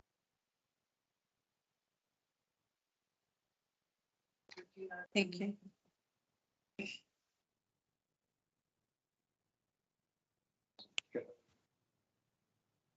Anne. I don't have any questions, Madam Chair. I just like the first principles approach. At the moment, this is seeking approval to start a process. So a lot of the questions that are being asked are not questions that can be answered at the time, because they will think they will come out as we go, as the applicant goes through the process. I've lived in Kirikiri for 33 years, and in that time it's gone from a sleepy little hollow of about 1,000 people. We all used to hike over to Highfield, that was our main town. Kirikiri is now our largest and fastest growing town. Over 21,000 people doctors registered. When we talk about how many people live here, I think we get a false sense, because we look at niche blocks. So Kirikiri is my town, but I'm not in its niche block. I'm in the Whangaroa niche blocks. So how many people actually come here? How fast the school rolls growing? All of these things, I think, are the things that we should be turning our mind to. Does it make sense for us to enable this process to track through the full public consultation, here have full consultation, resource consent process, in order to provide an opportunity, not for today, but an opportunity for the future? I think absolutely we should. I think absolutely the starting point for every single esplanade reserve that comes before this board, regardless of whether we can maintain it today, should be yes, we want that. Because we just don't know what opportunity the future might bring.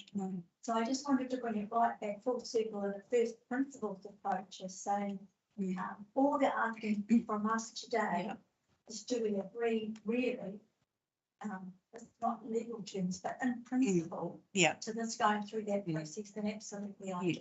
Yes.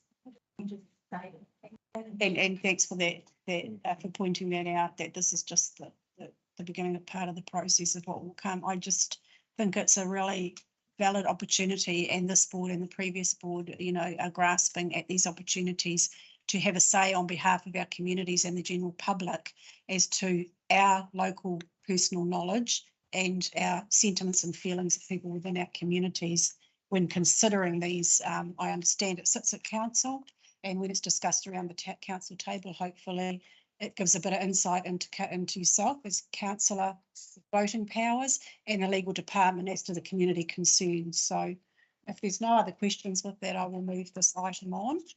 All done? Thank you. If the mover will want to add these words in, because the board has no delegation. No.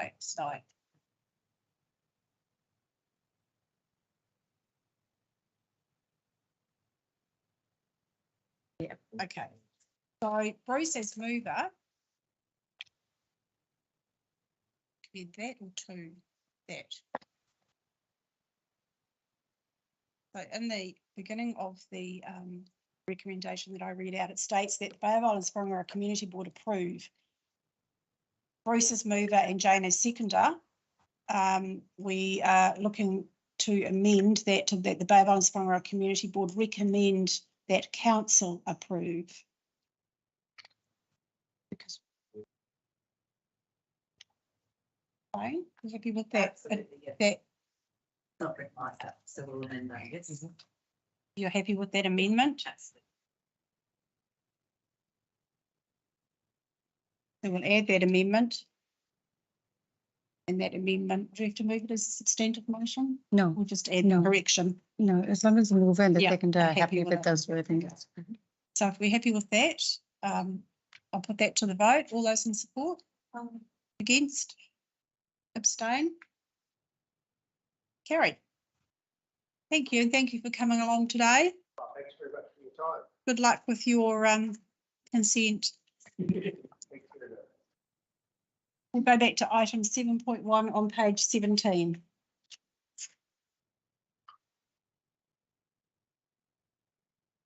At the Bay of Islands-Whangaroa Community Board, note the reports from Chairperson Belinda Ward, members Lane Eyre, Jane Hindle, Bruce Mills and Amy Slack. Do I have a mover?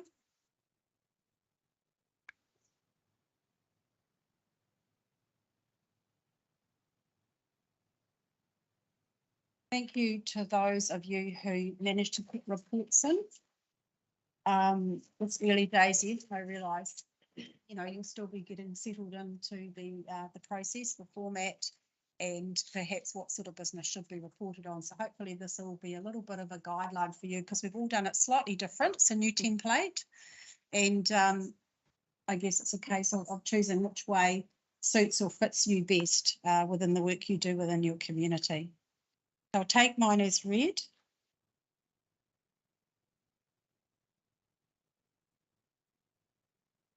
Secondly, we have Lane. Any questions for Lane?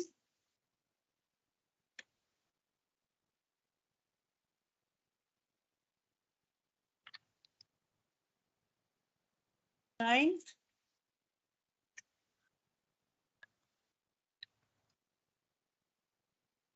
You're aware of that, the speed limit process, yeah. I know it's going to go nowhere, but I put my hand in my heart. And just in relation to that, your comment at the end there, Russell Sports Club, that's a very valid point. We don't receive that information. Perhaps we could put a recommendation on our action sheet to request that. Yeah, I just thought if they were sending it into all the information at the same time.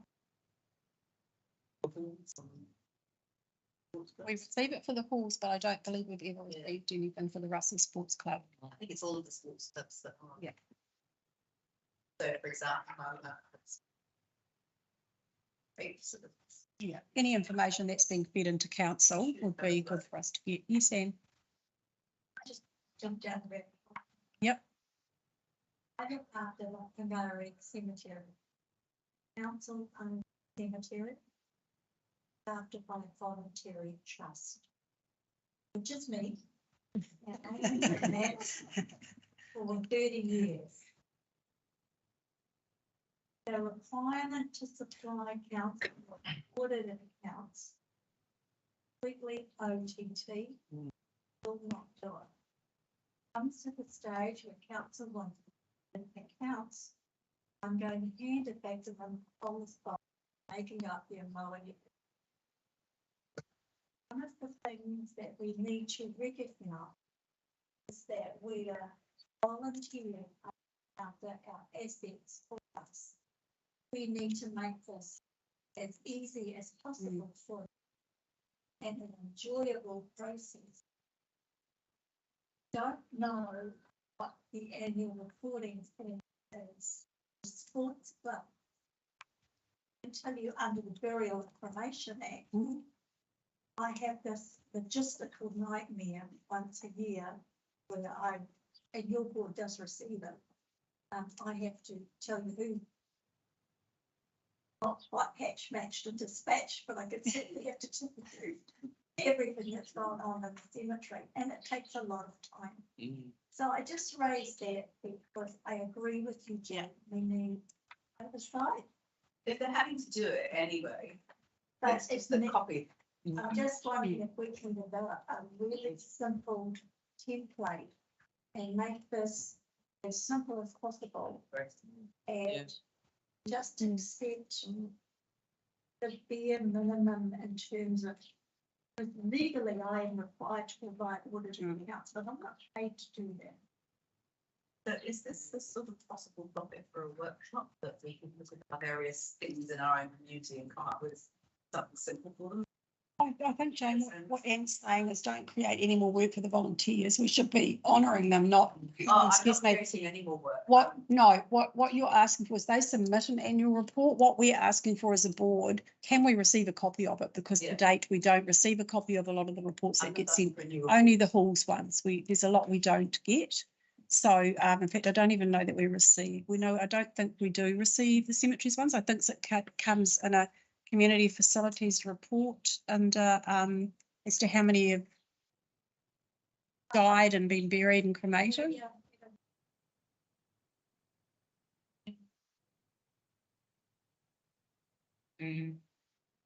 They get what I give. I don't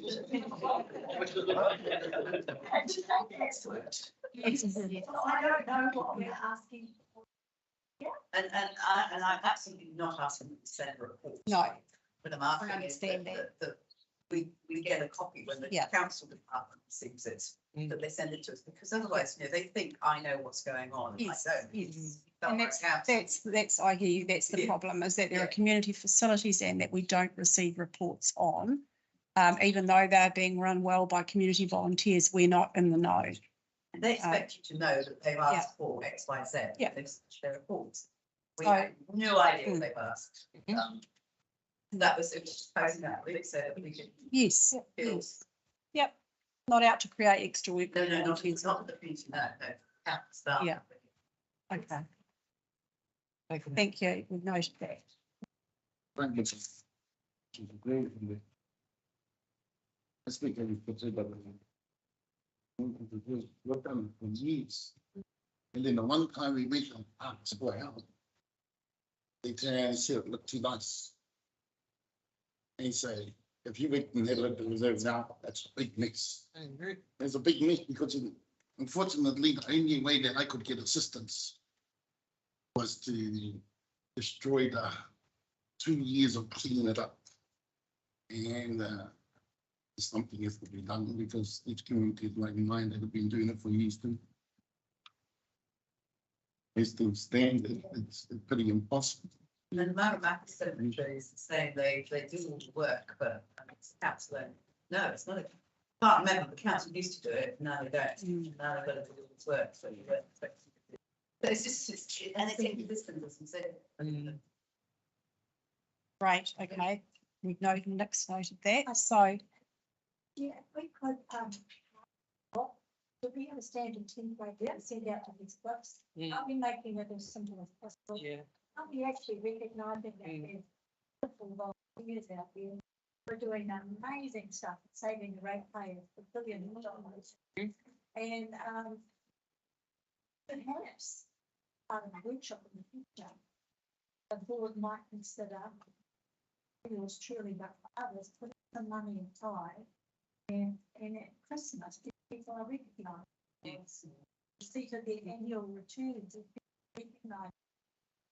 Whether that's a voucher so they can have a lunch or just something. We still have volunteer awards then? We still have annual volunteer awards that we used to have for people in the community? No, Kim's shaking her head. No. Okay.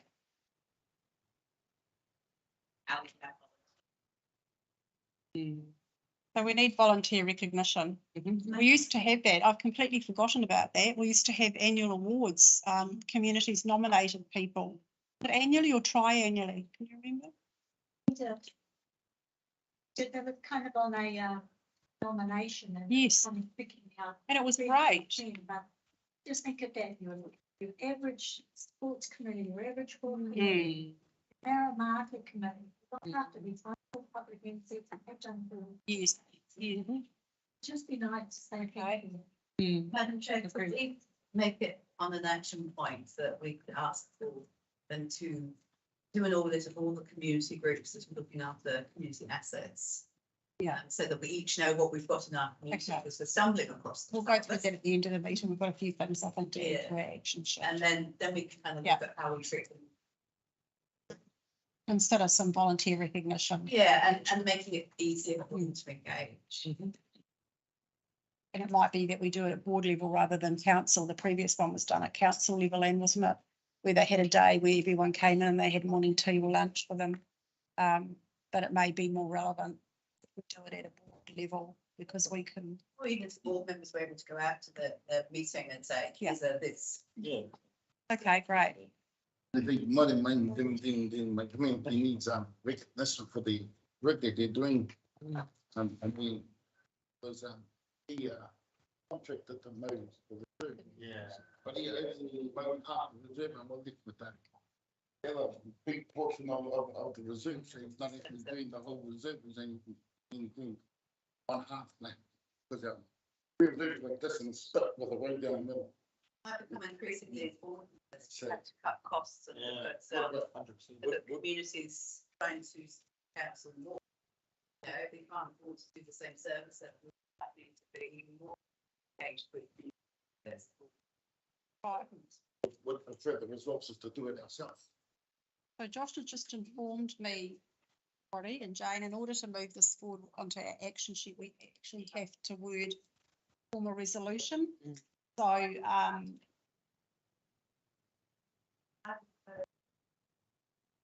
council staff, it's assets management. would you like to word something over lunch perhaps, so that it's easier for Nick and Josh now?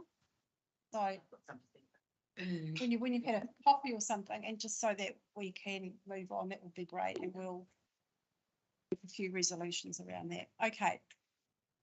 Bruce. Any questions for Bruce? Anything you want to talk to in that? Got a smiley face on the toilets opening. Are they open yet? Lake Mandawai? Ladies to the river. And I'll fill that up. That's. It's great to get a win. We don't get any wins, as we all know. That's the bit of that little spectacular. Sure, they'll be open up some this week. A little bit stopping me all the time. We're going past. What have you done today? You know. We've been waiting years. What's a few more weeks, Bruce? Exactly. I mean, it's right now, as well.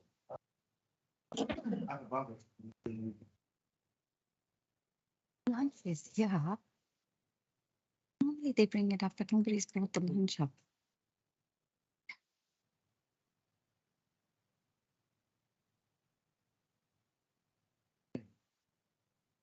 Imagine my response to that one. We need something urgently. We are State Highway 1. It was already coming under pressure. Fourth, Whangamuka's closed up shop. So, yeah.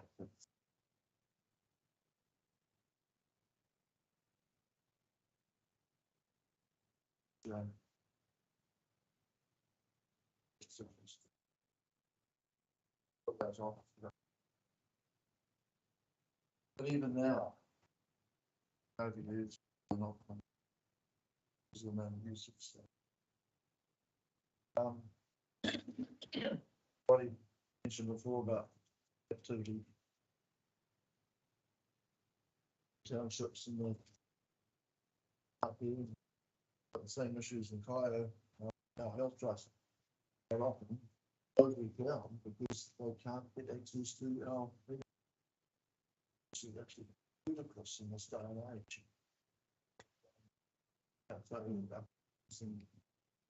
Certainly suffer.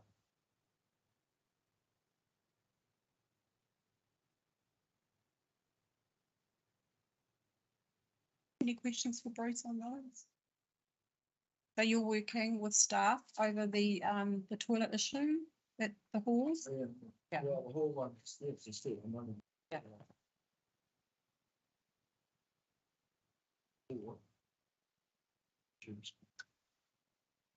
Actually, boundary as well. Well, on the old days of County Day, someone just pumped the hole. But the boundary actually is started actually on the open. Through that one too, which was. And Chair, what would just comment on the closure of the State Highway? Is it going to be closed for a considerable period of time? Yes, it'll be 3 years. Damage is extensive. cleaning up the name of the bus. A number of workshops with Chahi. The board of Chahi are, as they are the state highway service. Quite correctly, in my view, asking the question whether it is wise to continue to repair, knowing that the next will be and all is the same kind of damage. So the board of Waka Kotahi have agreed to a three-phase approach. Have I spoken to you about this before? Please stop me. No. And it's in relation to the pressure on state highway. So they've agreed to $14 million straight away to get up there and plug the gaps that are formed in the road. Think of picture in your mind, like after the race. Both had updated infractions, so the $2 million is to fill the gaps. Are currently preparing a business report to the board here on what it is going to cost to open it again. But there's been extensive geotechnical engineering to understand the extent of the problem, taking a long time. The Mangamuka is forest, it's conservation estate, and cannot see the extent of the damage under the forest canopy. By Kura, you could see it, but in place. In the Mangamukas, you can't see it. Get up in the hill. But some of the foot go down to the valley floor. And they start above the road. Not so much a road maintenance, the whole stability of the climate change. Then that's become saturated of a very heavy canopy. As you know, when the canopy goes, it's like a snowball all down the mountain. It gathers up trees and stuff. There's a fantastic picture that I put on my Facebook page that they took from a drone where the people are about that thing. So the board of the Kotahi had earmarked up to $50 million to potentially reinstate road. But whether that will be for light traffic, one lane, 2 lanes, heavy traffic, they're not sure yet. We're still doing that work. At the same time, they're looking at the pressures on State Highway 10, so they're huge. Suddenly we've got an additional 1,300 vehicles moving away, most of them heavies. And that's creating a whole bunch of problems in our township. So trucks, more exhaust, they have more vibration, there's more traffic, it's not safe for children to cross the road, same type of school. So the playing fields are on one side, the school is on the other. And communities like Doubtless Bay and Kaio, where we've got congestion happening on top of roadworks. So they're looking at the resilience of State Highway 10. And some of the things that we've noticed, people without slip lanes and turn lanes, people are taking more risky behaviour, trying to merge into the traffic. Public toilets is a new one for me, so thank you for raising that. We're having all of those conversations with Waka Kotahi. At the same time, we've got on the other side to Hirakino Road, which is now picking up a lot of additional traffic. What that means for those towns and the villages over there and the ferry. Waka Kotahi have provisionally estimated that to fix everything, at 5, they don't have that. So we are having conversations with anybody and everybody. The reality is need to be prepared to be back at the main they never actually realised the two-way traffic. It may and may not, it's too early to say that. So the conversation we're having right now about how do we make the other two roads more resilient? And this morning, just when I arrived, my phone here showed, was the new chairman of the Regional Land Transport Committee. And he's called an emergency meeting for next Tuesday in Whangaroa, so we can go down and have these conversations. We can see we don't need it. So I just wanted to give you a brief, that is really brief, rundown there. The problems are significant. Solutions are very, very expensive. We don't know what they are yet. Thanks, Anne. It's very interesting, and it is pretty horrendous, isn't it? You know, the what we're looking at when we've got our ordinary network that people are complaining about, and here we are looking at a major catastrophe cutting off communities. But I think, you know, Bruce's discussions around you know, the toilets on the side of the reinstating those and upgrading or doing placemaking on those toilets on the side of the Whangaroa Hall or the Sakaio Hall, isn't it? Which, right, we have those two halls, the Whangaroa Hall and Kaio. Yeah, we've got that. Yeah. So I think it's really important that Bruce works closely with Jeanette and determines those, that if there is a boundary issue that's going to stand in the way of us upgrading those toilets or placemaking those toilets in a hurry to protect the environment and provide a service to the community when that service has gone through the roof, Bruce, hasn't it, with the people coming through. This is the problem that we faced with toilets and the servicing. Has the level of service been increased? I don't know. I can't answer that, you know, to cater for the people en route that would normally go the other way. So, you know, hopefully it's helpful both ways, and for you to, within council, to actually have some of these discussions when you're talking roading, you know, deal with what's outside that.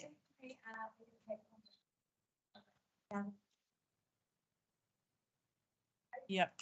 Certainly had conversation about stop traffic for which we're having conversations around there's compensation packages for people who now have to drive the long way and have to pay road user charges and fuel expenses. All of those conversations. Public toilets are the new one for me, so thank you very much for that. Yeah. Right, that's been a very yes, Robbie. I'm not as my home.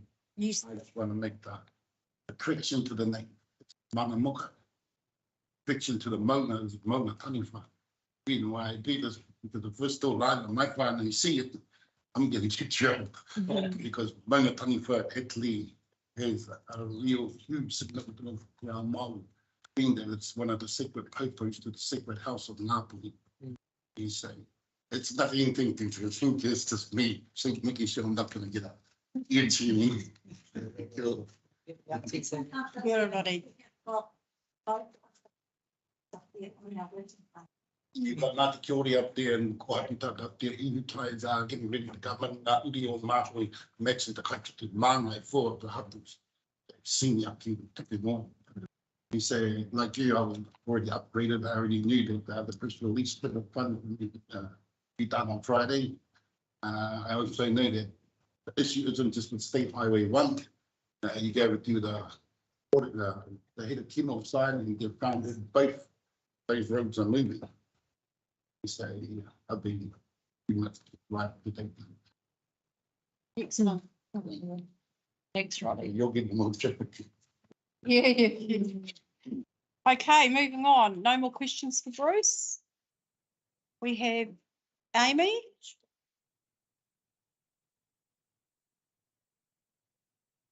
Very in depth. Straight to the point, Amy. I like it. So Whangaroa Road Reserve,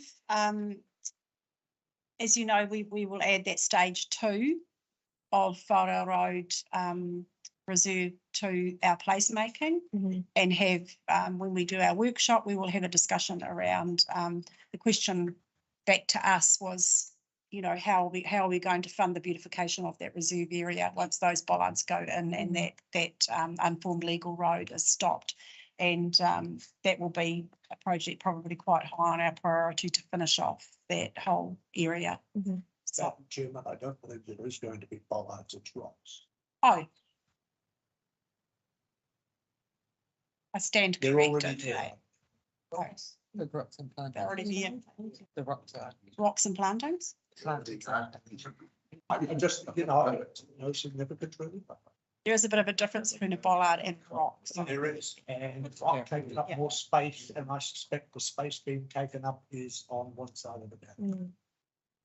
So we will, I expect in the new year, look at when we update our strategic plan, adding that, and it could be a simple one that we move on quite quickly, but definitely there was no intent ever to put toilets and rubbish tins and things like that out there in the discussions, but new board, new ideas. We'll take that back and engage with the community in the new year and try and move that forward. So thanks for that, Amy. Jane's got an amendment. Jane's got her amendment. Oh, okay. Yeah, Right, so if there's no more questions to Amy, we'll go back to the move it. Second. So we had moved Lane, seconded Bruce, and Jane has put an amendment, which is part 2 to that the Bay of Islands-Whangaroa Community Board note the reports from chairpersons Belinda Ward, members Lane Eyre, Jane Hindle, Bruce Mills and Amy Slack.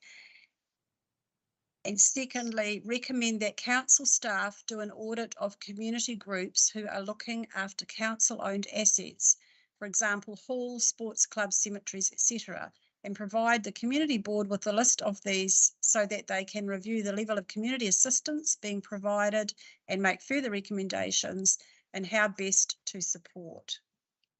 Do I have a seconder? Roddy? So I'll put that amendment. Put that to the vote. Is everyone happy with that wording? Put that to vote. All those in support? Against? It's carried. So that now becomes the substantive motion. Over for that. Jane. Roddy, happy to that? Yep. And I'll put that to the vote. All those in support that the amendment becomes a substantive motion is moved by Jane, seconded by Roddy. All in support? Against? Carried. Thank you. Now I see lunch is here. Do you want to do our meeting dates and then break for lunch, or are you ready for a break? Okay. Do the meeting dates. So we move to item 7.2, page 27. We have a recommendation here that the Bay of Islands-Whangaroa Community Board adopt the following meeting dates for the Bay of Islands-Whangaroa Community Board. We have Thursday, 16th of February, 16th March, 13th April, 11th May, 8th of June, 6th of July, and then we have a Monday because it clashes that week with council meeting, Monday, 31st of July. Then we move back to our normal Thursday, 31st August, 28th September, 26th October, 23rd November, and 14th of December. This is 2023. It would probably help to put that on there, maybe. Yes. Yes. The following meeting dates for 20. During 2023. We would do 23, so we'll just add for 2023 on that. Do I have a mover? Lane, thank you. Jane? Tyler? We'll take you, Tyler. Any discussion around that? This board's traditionally met on a Thursday. This is based around the new council calendar. And we've got that one clash of dates, which is a Monday, which is not always ideal because you can't really do business over the weekend. But anyway, it's only one. Would there be any scope to change the Monday to a Tuesday? Or is it gonna? Don't have the council calendar. They haven't yet adopted theirs. And I think that gets adopted on Thursday, doesn't it? Your meeting calendar for the next year? Yes. Yeah. No. It's on the agenda. I think it's on the agenda. I haven't got the agenda yet. So that is done around council meetings and workshops and availability of our appointments to the board. Yeah. I realise Monday's not an ideal day for you. We could look at that, but at this stage, because it I'll can be, able to look. it can be changed next year closer to the date. We just have to fit in with those statutory requirements. Is that right, Kums? Nodding at me. So at this stage, is Thursday Just give a me good day for everybody? 1 second. I'll tell you if that Monday can be changed to a Tuesday. And Joshna or Nick will put out to us the lead in timeframes for the close off of community grant funding applications. So when people are asking you, you've got that deadline cut off, it's always handy. And also when our members' reports are due, if you're going to be putting a report in, I would encourage you to, if you don't have anything much to put in it for that month, combine it with the following month, but it's a really good record to have. And the reason we do these is so that, because we're not always here, and it's a great reference tool when you look back over the years to see, oh, that's when that meeting took place at such and such. And that's not always diaried, it's not always noted. And that's why it's so crucial that community board members do reports, because not only is it the public information, but for us ourselves and for you looking for something, you may not have an email, you might not have a, you know, just had a face-to-face meeting or a phone call. And if you haven't actually diaried it or documented it in the public information, it can be very, very hard to prove it and very hard and time consuming to find it in your piles of paper that you're going to end up with. So heads up, and thank you so much for those of you that did it. So if there's no further discussion around our meeting dates, I'll put that moved by Lane, seconded by Tyler. All those in support of those dates for meeting? Against? Carried. Thank you very much. And with that, we will break for lunch. It's the time. 10 past.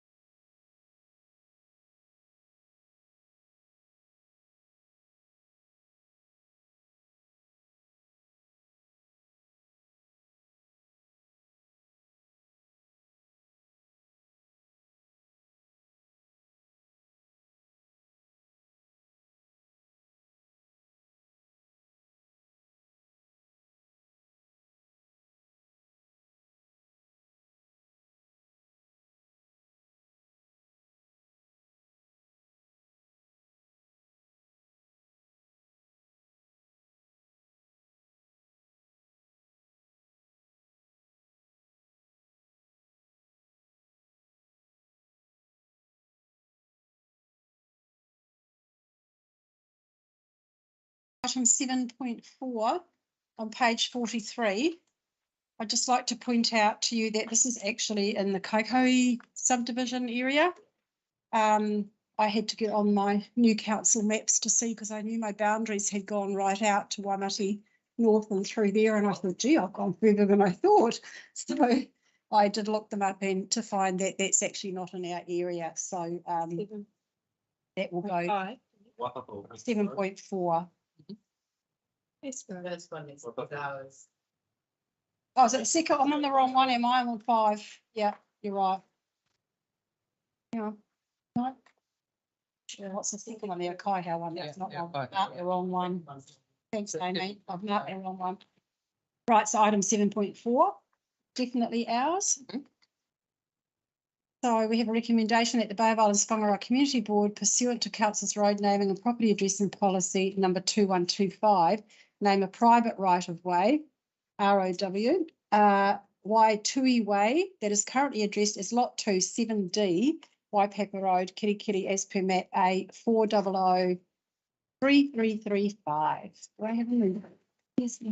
Thanks, Amy. Amy and Tyler, I had.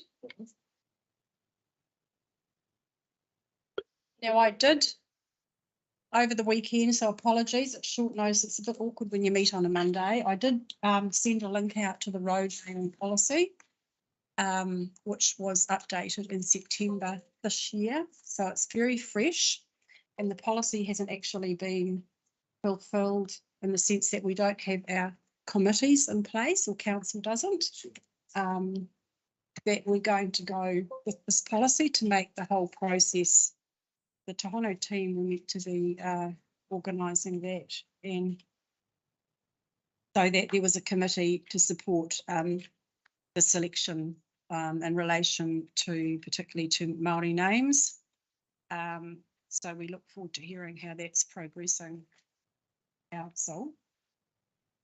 Hopefully you've all had a chance to have a look at that new policy, which this board was very involved in workshops and updating and upgrading and having input into future partnership recognition and consideration of more suitable historical and using te reo. Okay, so this first one we have here is Waitui Way. Discussion, comments, questions? Bruce? Waitui Way. Was the reference as well, so it's theirs. In a man, that orchard of which is the up in up there. The justification.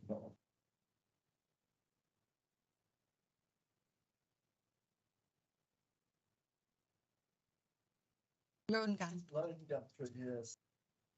Someday we're going to pull over, so it's going to be very low. It won't be a gum, it'll just be loan lane. Eh? Sarah, I did raise a question. Yes. About whether it should be Waitui as opposed to why. Yes. Not Maori. I have no answer to that question. Just wondering whether anybody. As we look at all the other Wairere and they're all one word. And it just looked a little unusual being the 2 words. So I'm very, when Madam Chair drew my attention to the fact that it hadn't been through. So I think some of the key things when we are addressing these is to look at the staff assessment and see how they have engaged with iwi hapu when addressing, and particularly with Māori names. You'll notice there that Ngāti Rehia were emailed in relation to this road naming, and a reply has not been received. There is no copy of the email attached that I can see, but as proof of the fact that they have actually contacted them and asked for feedback.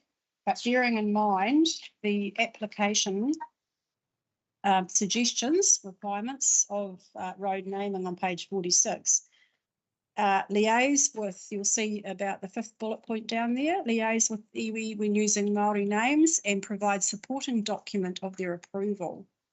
This has not actually been met.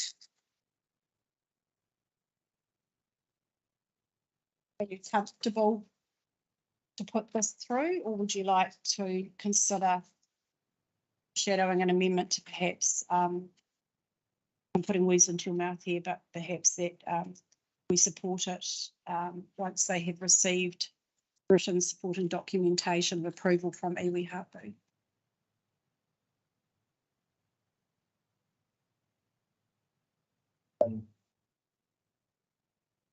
I think it's more a case of asking rather than telling when engaging in this process.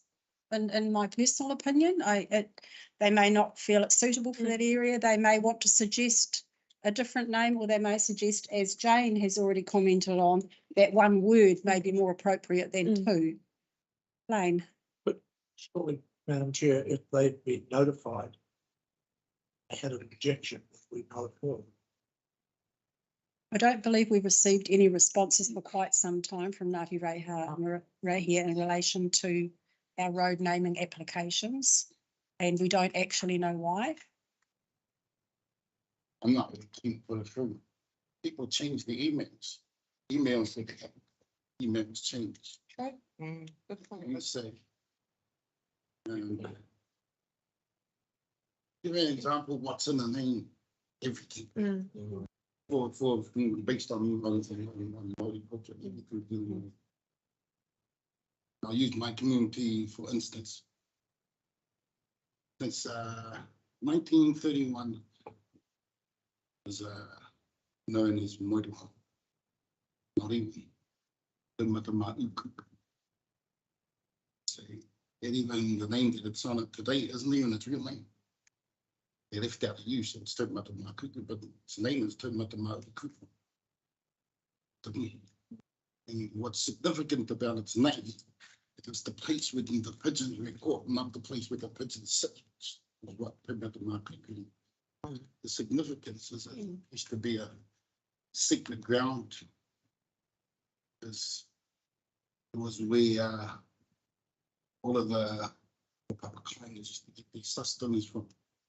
And so in restoring its name, by then it brings back to what we call the Aika. Keeps the name alive, and keeping the name alive, it keeps the connection with the people of the area alive. So I'm not really keen on putting this through and then getting stewed for it later.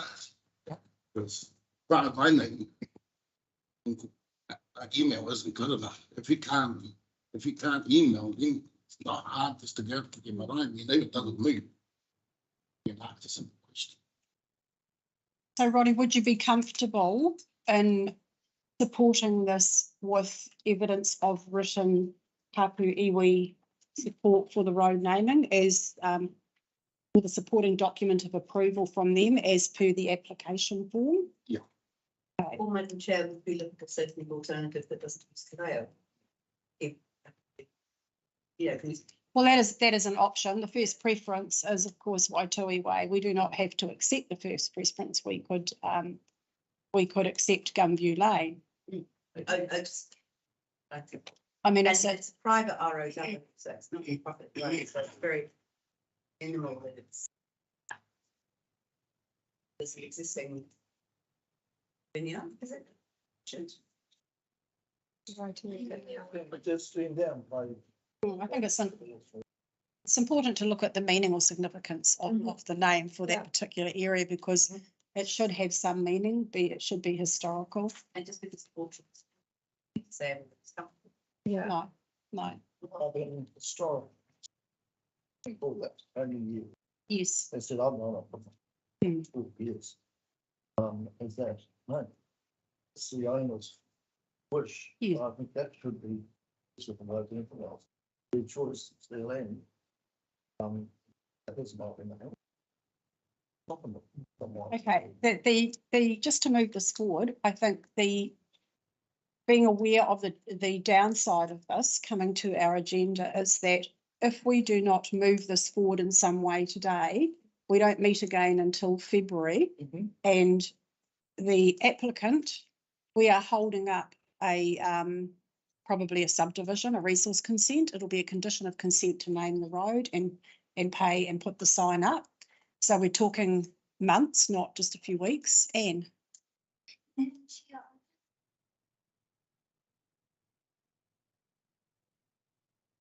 yeah.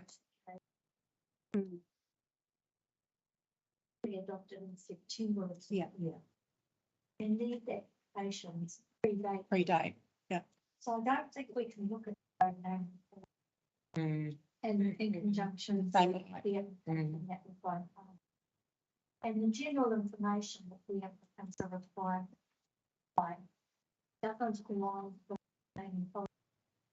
So I think moving forward, this application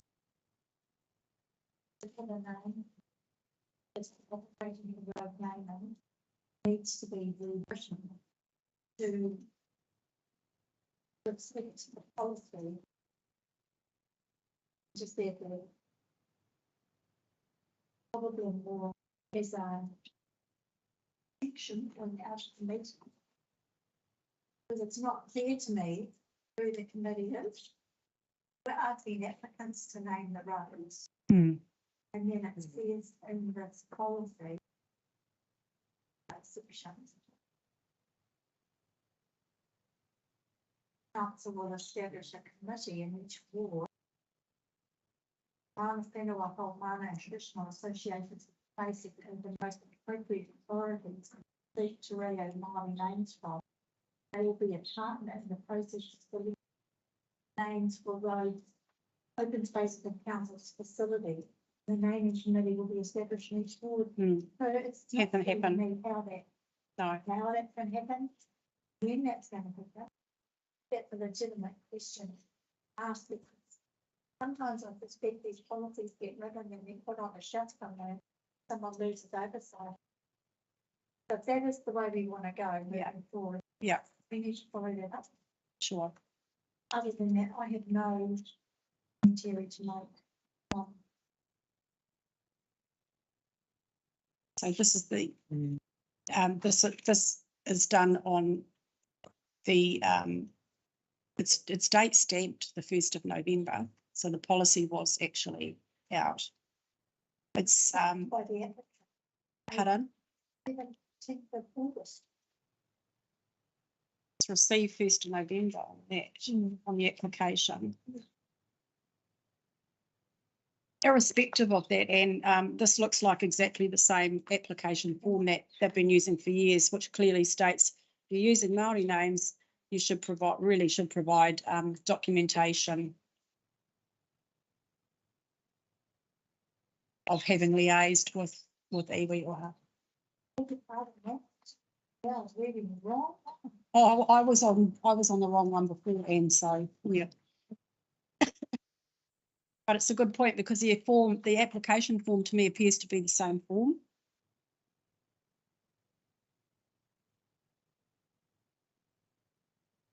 Okay. So for the point of not wanting to labour this and move this forward, we don't have an objection with the first choice of name, is that correct? Not personally, but I think Te Reo is a taonga, and so we need to make sure that it's. Yes. And Roddy's alluded to that amendment that. Yeah. It's subject to approval. That we add subject to written supporting documentation of hapu or iwi approval. Chairman, given the amount of time that's going to go by before, can we suggest to the applicant that if they want first choice, they're going to have to wait? Maybe that they would prefer to go with their second choice, which doesn't raise a whole bunch of issues. Given that it's not too late. I'm just going with the first choice. That's their preference, and there is history behind it. If you look at the second choice. Here,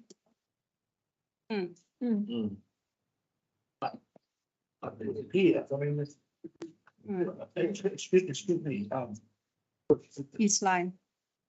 I'm not suggesting that we don't. Personally, I would go with the first choice, but I'm the first one to admit that I am not culturally sensitive to this. what I'm saying is, if there is a sensitivity around agreeing to the first name, and you're talking about it's going to be March, or they get approval to put a sign up on their subdivision and have a mailing address and all those other things that we know go along with the road name. Lane, what we're suggesting is that we support it, Okay. that it won't come back to us if they actually get written support from, Hapu Iwi. Yeah. Who to support. Go and get. Yeah, there's a market here office in town. Go to the office. That's what they have to do, so, you happy with that, Roddy? So my papa, Yeah. hey, permission, I can not be. It's coming. I think we just put, I gave it a whole bit of matter and. I think the amendment's good. We just put it back on. Yeah, and then we just, we yeah. have to assess it. Yeah. Go and see. It's up to you to get written support from Hapu Iwi. Yeah. Okay? I answered that would say no. It's No. not just roads up. It's just. Following a process, You know, yeah. What have you got? Scott, what have you got there? nothing wrong with me. You know, if join them. Subject to written supporting documentation from Iwi or Hapu. What if it's? Yeah, okay.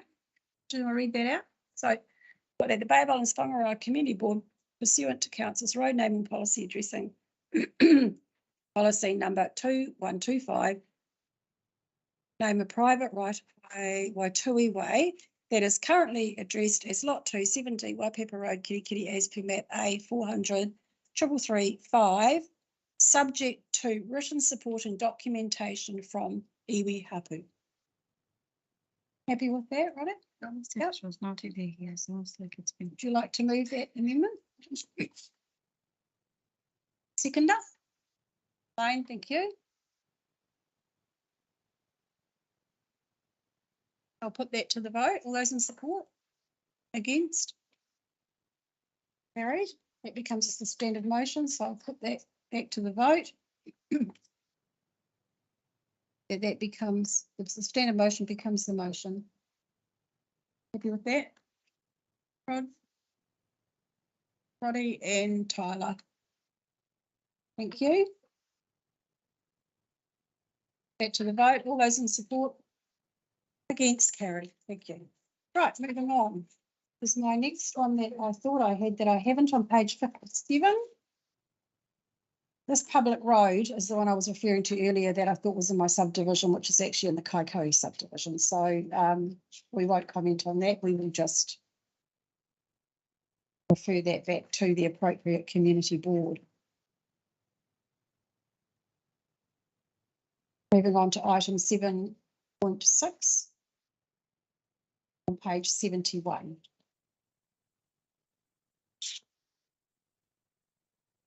The Bay of Islands-Whangaroa Community Board pursuant to Council's road naming and property addressing policy number 2125, name a private right of way, Dove Lane, that is currently addressed at 27 Access Road, Kirikiri, as per map A 3710115. Do I have a mover? Bruce, seconder? Lane. Discussion around these terrible.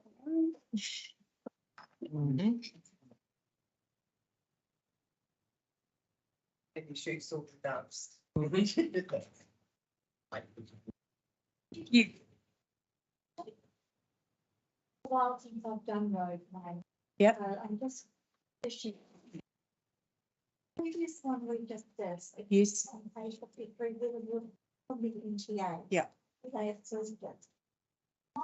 Is there one for this? Am I just missing it? Yes, there is, but there is no, if you look at the attachments on page 72, Anne, it states the, sure there is one. Please delete pages 86 and 87. They belong in Te Hiku's agenda. But if you go beyond that, Anne, there is on page 89. I think that's Selena's email.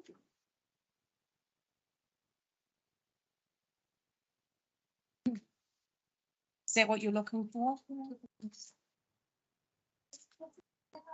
Yeah, it is. But they're not part of being a. No, And there's a reason for that. yeah, Obviously, we can't have one. Sort of for fire and emergency and rural, close to north. And I don't know if there is some, they've checked them. Familiarity. Anything else? duplication, yeah. That we can continue on, and I just don't think that that box is. Just wanted. No. Yes, yeah. Yeah, well, there's, and it was sent in May 2022. The other kind of, like, This actually is a little bit of a messy application. I don't know why we've got the resource consent in there, but it actually is interesting reading. Also on the bottom of that NTA email, and you will notice that that is noted in the attachment schedule as requests for iwi, hapu iwi feedback, when it actually isn't. You look at the bottom of the page on the actual document number, which is unnumbered. So, yeah. So we have an interesting situation where we have a application that has been sent to Ngāti Rehia and no response received. Yet again, we have a recommendation in the resource consent where the road name should reflect the history of the area. Got Dove Lane, Summer Lane and Sunny Lane. And we also have it noted that the property is located within a Kiwi present area and they want to call it Dove Lane. but it's such a common name as well. I Just observations. Only so much for how many months of the year. Done on behalf of the this is done on behalf of the applicant, which leads me to believe it's probably just done in a hurry.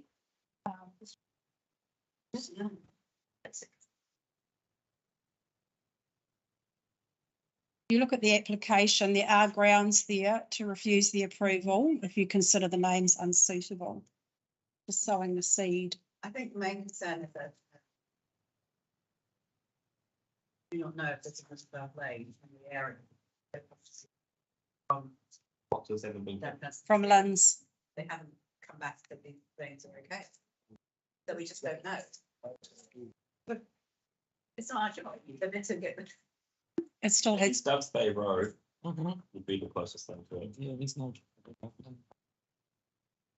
Yeah, I'm a little bit uncomfortable with this one, first of all, the reason not articulated, secondly, for the reason you've articulated, that it's not consistent with condition 3B of the. Difference in different.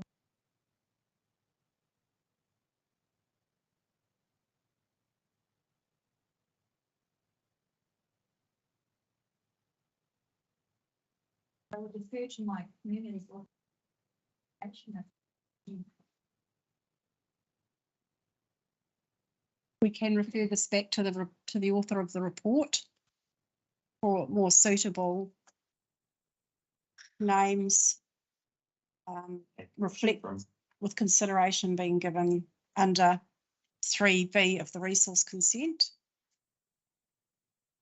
and confirmation from Lynn's. You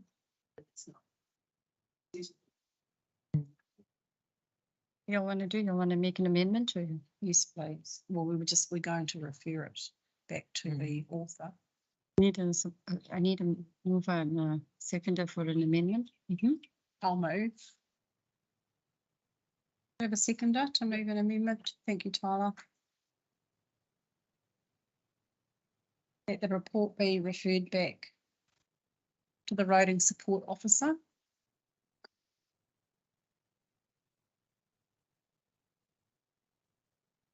Report to the road and support officer.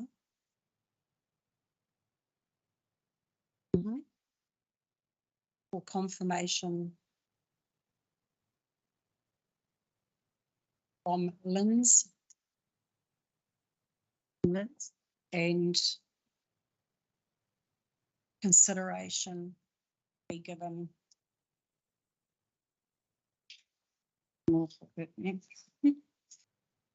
To 3B of the resource consent conditions.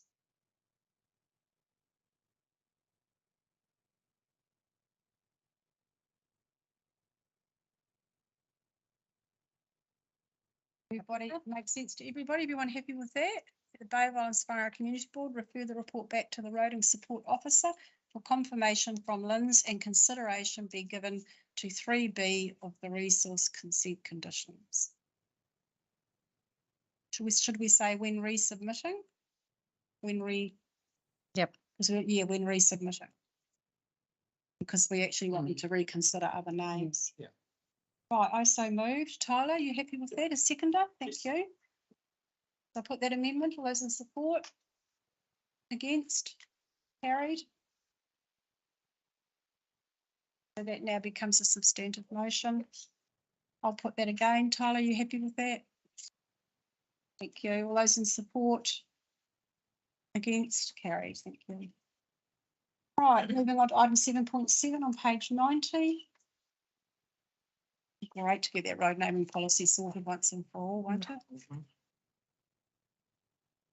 So this is a project report that the Bay of Islands-Whangaroa Community Board note the project report received from Aroha Music Society, Bay of Islands Arts Festival Trust Upsurge, Business Pie Here Incorporated, and our Kitty Kitty Community Charitable Trust. Do I have a mover? Paula and Lane, thank you. You've received that at the back of your additional information. Take all that as read. Okay, all those in support? Against? Carried. All right, into our funding applications.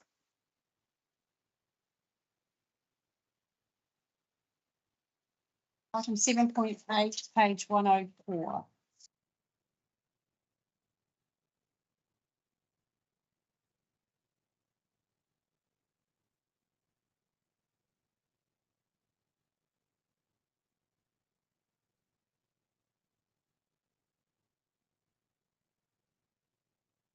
Now Purapura Festival, I'll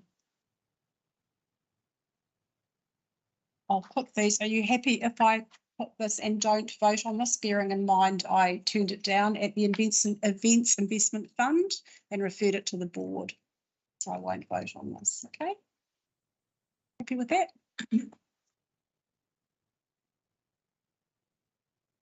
Yeah, so I don't see how it's a conflict of interest, really. Well, I've had a different fund. It is a different fund, but we've had a good robust debate around it when allocating the funding. Yeah. Yeah. So I'll put the 7.8A that the Bay of Islands-Whangaroa Community Board uplifts, so this is the one that was left to lie on the table, uplifts the application from Kaio Festival Group from the meeting on the 17th of November 2022 for consideration at this meeting and approves the sum of $4,373 plus GST if applicable be paid from the board's community fund account to Kaio Festival Group for costs towards the 2023 Ngā Purapura Festival to meet the following community outcomes. Communities that are healthy, safe, connected and sustainable, proud, vibrant communities. Do I have a mover? Yeah. Bruce? Seconder? Jane?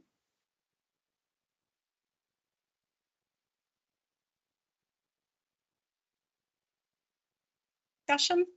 Hannah came to speak to you this morning.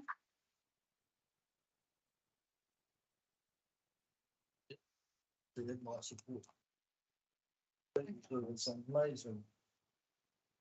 Everything I know what Wayne probably that's always said about and they're clear up to year, but it's a full activity for the children at 6. Anyway.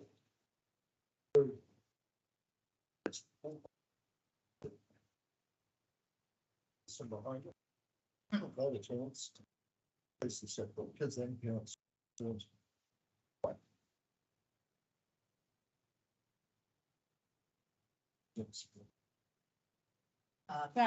I like to support the application I think they've done work really hard to get commercial sponsorship as well and not within this building. Funding increases. And it does seem to be a very, very good thing that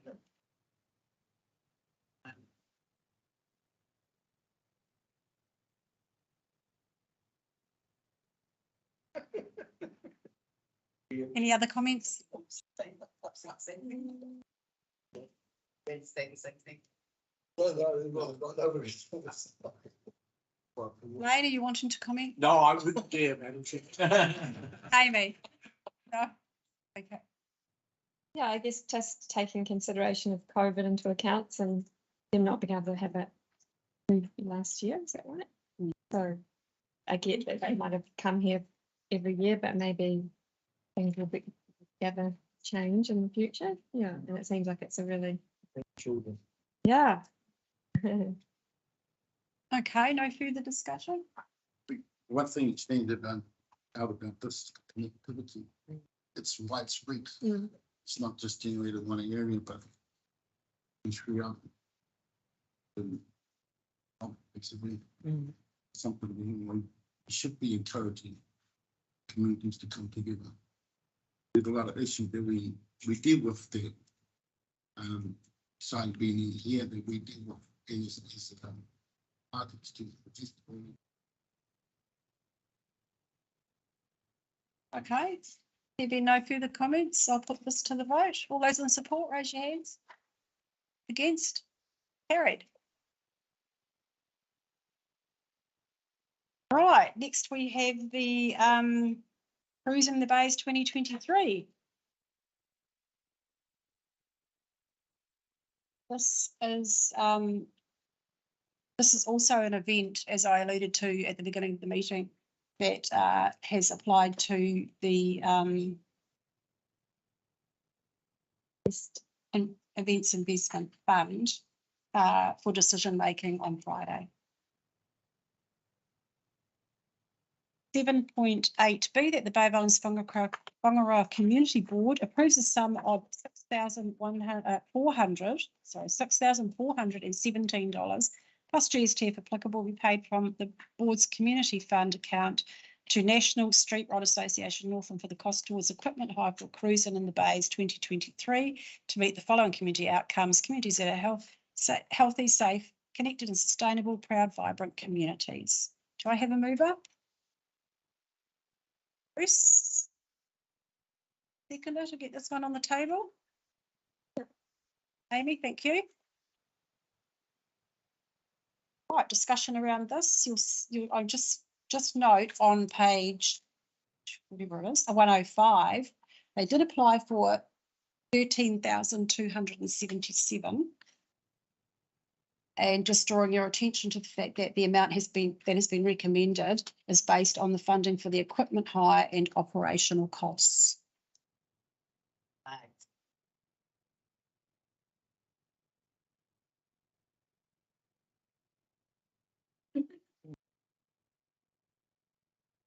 Discussion around this?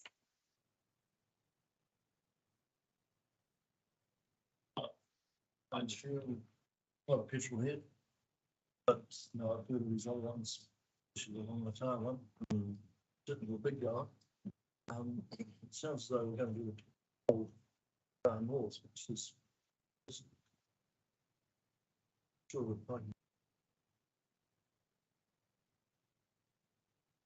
Wasn't that much of a favour to start with.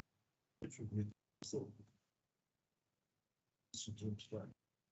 Yeah, I'd support it in regards to not only does it cover pretty much our entire ward, but it's in the shoulder season, so it's another bonus. They sound like they've got plans to make it self-sustainable. This is the first one that's potentially going to gain national significance. I just think it's exactly the sort of event. If we want to, it's exactly what we want to be funding. Yeah, I agree. I like how it is involving a lot of different people here, and the people involved have a good track record of and really passionate about achieving their goals. So I feel confident that they will achieve it, and yeah, give it a go because We're trying to make it a large scale event. And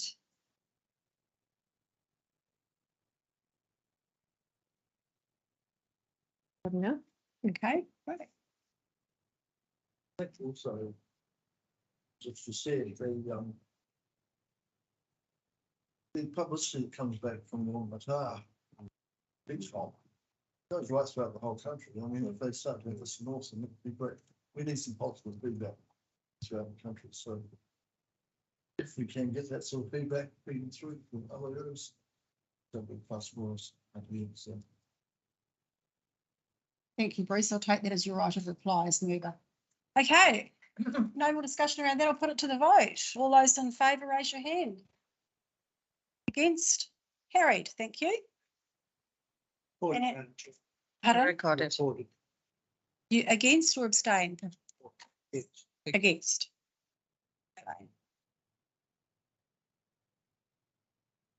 Right, we'll move on to our final funding application, which is the centre, 7.8, that the Bay of Islands-Whangaroa Community Board approves a sum of $7,000 plus GST if applicable, be paid from the board's community fund account to the centre at Kitty Turner Centre for the band fee and venue technicians for the free Kani Katoa with Hot Potato Band event.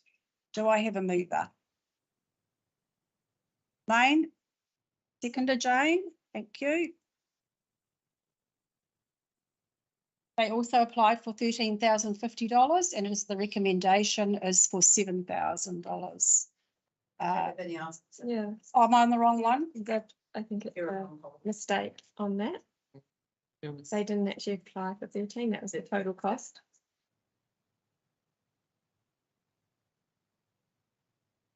Oh, sorry, they didn't request 13? No. The total cost is the. Okay, so I'm working off the wrong song sheet. It's all right. That's error. It wasn't an error. It wasn't an error. Thank you for correcting that error and pointing that out to me. Discussion around this free event? I'm a chair, so support the application. I do have some trepidation support the centre, but I always worry when a facility becomes a promoter at the same time. And I'll certainly support this, but I wouldn't want to see it become a standard. Anne. Madam Chair, I was more interested in watching the dancing moves that performed during the video. And I'd probably say that big bands, these are just not my things. So it might be that I've got a bit of bias, you know. And we're not willing to see a different crowd. But I was going back to some of the community dance and bands and sprinklers typically at events and the attendance has been really low. So and regard to return on the investment. $41 piece of this for the our home. So I'm not sure how many, whether we get the numbers he's thinking. Having said that, here is supporting different stripes of funds, and it may be with the. But I'd like to come here. It's like a bellwether. Future applications. Be really interested in getting the most successful ones. That would be a really good indicator. Hopefully that made sense coming out of my mouth. Yeah. Crystal. Thanks for that, Anne. Jane. My initial thoughts were that which turns out now is bad. When I read the supporting information, I changed my mind. Very different. Because town centre to me, and you know, to me is highbrow. The Araha singers were like playing the music. And this is quite one thing to be outside of the venue. And two, it is something that is dancing, you know, it's like samba music. It's like, it's just something that's fun. And those kind of bands, when they get up and play, just get up and dance. So I think it's broadening the audience far more. And the fact that County Wakefield was in that workshops and looked at reception of centre, looked at, you know, who benefiting, and there's certainly a demographic that isn't. And so this to me seems to take the Turner Centre's activities to a different distance. And particularly I love the story of the oldies, you know, which they danced for. That's very cool. I think if you get the happy with the youth supported, you'll get into those stuff like that. So I think it's going to be there, I hope so. It sounds fun. Thanks, Joe. Just on that, it goes at the Turner Centre, if I'm correct. It's actually in the plaza, plaza area. Out of the Taking it up. Yes, out of the auditorium. Yeah. Right, yeah. Sorry, I meant that. Yeah. Any other comments? I just want to pay to watch Jane dancing. Oh, yeah, look at my broken arm. Gonna be in the mosh pit. Bruce. Well, she is, I mean, I can agree with everyone's own city, and then, in fact, it's a lead act from Birmingham, which I've for years wanted to get down to, so I actually, well, I said. And test your, gonna come and test your knees. So you done it, let's not take that. Some two. I think it's great that that the initiative was taken to apply to Australia and that we've managed to get 2 free school shows. I think that that's a real bonus for the communities. Not sure who will go and what the logistics are of transporting them here, but it's certainly great initiative.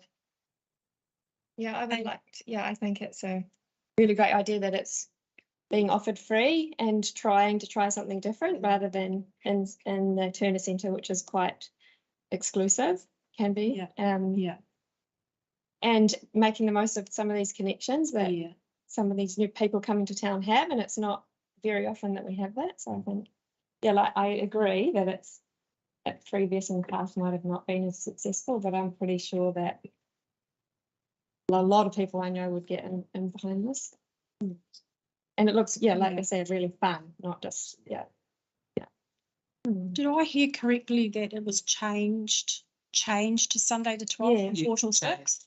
So it's actually was going to be a 7 p.m. So now it will allow a lot more younger families. Because otherwise it's quite hard for people to get here on a Tuesday evening. It's quite late. And if you don't live in Kirikiri. Yeah. Okay, any further discussion around that? You see. Yep. The land that this building sits on, by the way, building itself. But if this building fails, the rate after this thing, there have been a number of conversations over the years with various boards to the centre. And we continue to make this building. And so we make, currently the ratepayers do service all the debt building. Not an inconsiderable so by doing this, I think the other thing that we're doing is helping to promote the centre and help make it more vibrant, connected to the community, and therefore help it to stay self-sustaining future. Not self-sustaining, that's what it was. Help it to really become future. So I'm not concerned about the fact that the commercial Eastern. Not because I'm not there upstream. It's in our interest to support it. It's, yes, part of the ratepayers that we advocate for. Any Lane?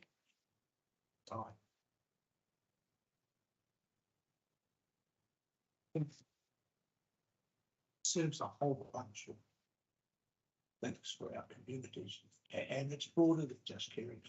It does all larger geographic. My concern that I stated before about the centre, I think with a lot of facilities, we kind of mix what we're doing and are we running a building or are we running an art centre? So all of those questions, I think this is a good middle of the road, but I wouldn't want to see the trust start becoming a major promoter of events.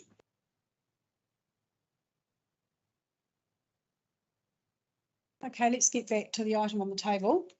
Thanks, Lane. You finished? Any other comments? Any more? No.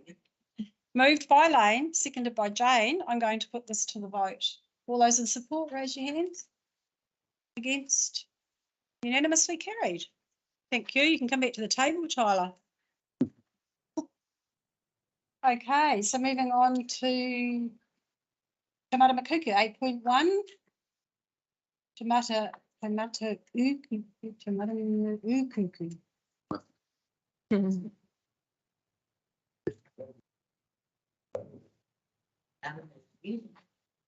8.1, that the Bay of Islands-Whangaroa Community Board received the report Taumata Makuku Placemaking and Implementation Plan. Do I have a mover?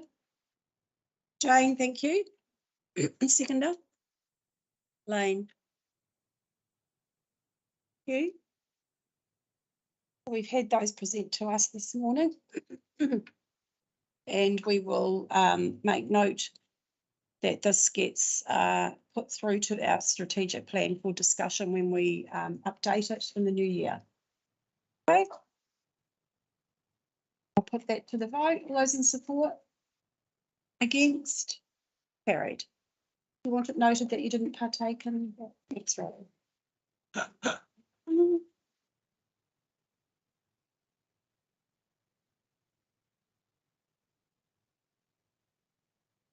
Item 8.2, page 178.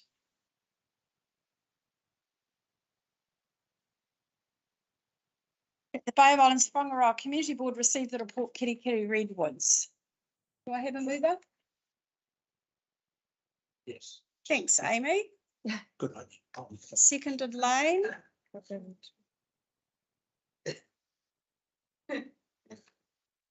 Madam Chair, I think it would be helpful if we gave it for the ministry of that by this. That was my I would actually just like to note a correction in the background. This report was requested by myself. The inclusion of the report in this agenda was requested by myself, not the report, just for clarity on that one. It was sent to me, and because of the fact that we have agreed in the past, because of the redwood trees, the 2 stands of reserves have been quite contentious over the years within the community, and it is a long history, and we have spent 3 figures excluding all the staff time and reports that have gone into this over the years on these trees to date. So therefore, I feel that it's really important that we actually ensure that we have transparency around, this is council's duty of care and liability. These trees, they sit on our reserves.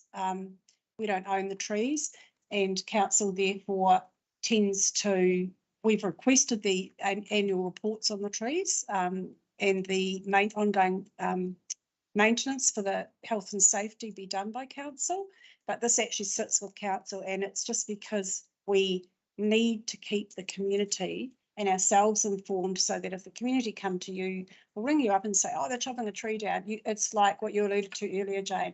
We need to know what's happening, and the public need to know what's happening. So as long as those trees are slowly one by one being removed as they either fall, are damaged or are rotten, and the assessments are done. So the report is there. I just want to note in the report though, since my name's actually attached to this, there are a number of typos on page 182.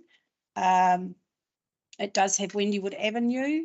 It refers to Wendywood Avenue 3 times in that summary at the top of the page. It's Wendywood Lane.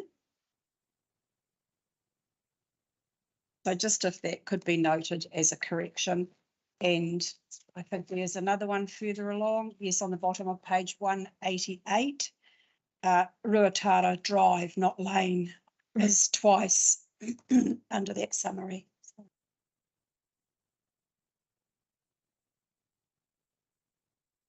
If you could just address that, I don't know that it was.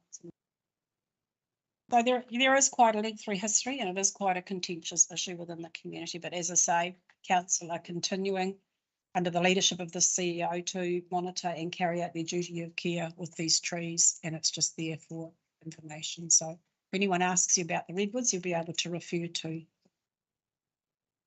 Anything further, Anne, that you wanted to add?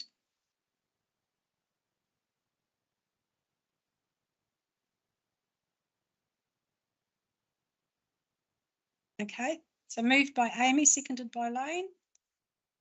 Bay of Islands-Whangaroa Community Board received the report Kirikiri Redwoods.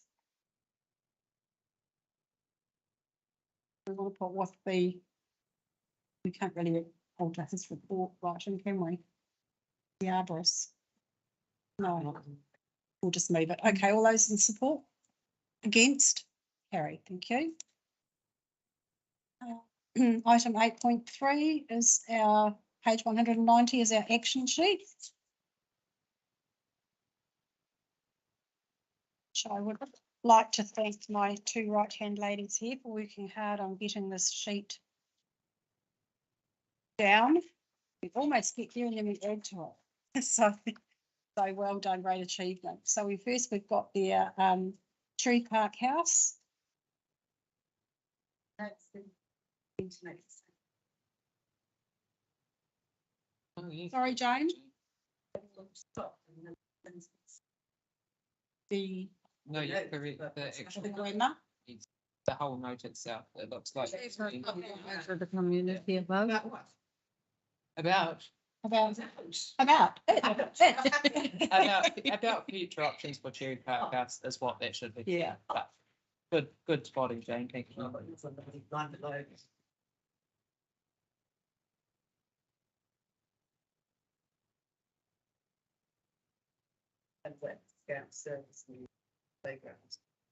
Sure, it's something else.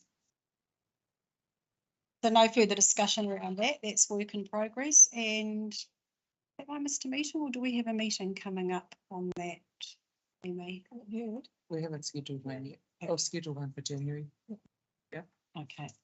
Just putting a mover and a seconder for putting this Oh, on you the want a table. mover and a seconder for their report?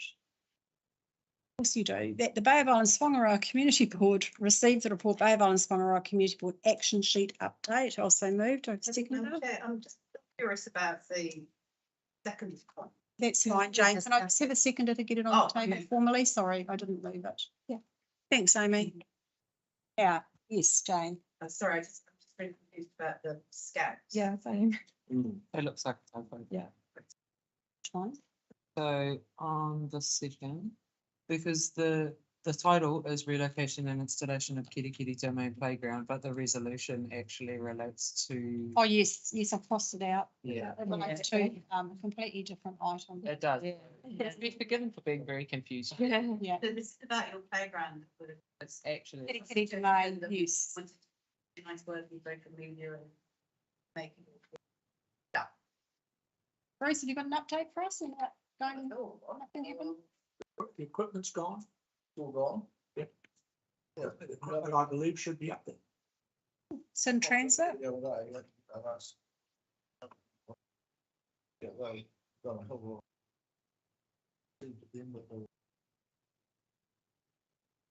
Had to. Put them. Of his soul. It's the engineers, following the engineers report. Obviously, they're probably having the same problems. Your contractor, I think, got all the measurements for the poles and the sails. I see they put the sails back up. Yeah, so I think to keep them, they were worried about the storage, so. I was worried about that too. Sorry, Madam Chair, that just some information. Yeah. So it's gone, it's in transit, it's up there and you're waiting for the foundations to be. I can further comment though. is Facebook start floating around Oaks and North. I think that came there. Oh, it's shame, great to get the playground. It's a shame that we've got to pay for it. I said, Well, something came up on Facebook. So it wasn't until the Monday morning I rang up David and said, what's the story? He said, no. So funding's all there for it. His comment was, if we didn't have the funding, I wouldn't have sent Lane up the pole to get the measurements. He said, if it hadn't been, if we didn't have the funding for it. So I've gone back to, no, so last weekend, I actually doing a bit of fundraising over there, some more money for it, whether that was to try to relocate it or whether it's to add other things to it, which I'm sure they want to do anyway. So all in all, it's making progress, but there was a bit of bad communication going on. I haven't heard where they got that information from. I asked them back to now, as usual, never get it. So to just follow up, we might be able to support a slightly better, perception from your community if we can put the right information out, ahead of time and stuff like that, so that we can preempt and. I have opportunity, Jane. All of that. Up the pole, I'll take the picture. So if you guys. You've got to get the pole cemented in first, don't you? Team to flames climbing a big pole. Yeah. But I'm serious, if we can kind of use this, I can kind of try and dive over the side and help, because Lane hasn't got, Bruce hasn't got much internet. If we can, try and support this initiative, which looks really cool, then we can make it a positive story rather than using still with negative misinformation. Yeah, I suggest, all the way around. I suggest, Madam Chair, that, unfortunately, the process is never a package. This has been an ongoing thing for 6 months. I suggest you do the package when you install the playground up in Totri North.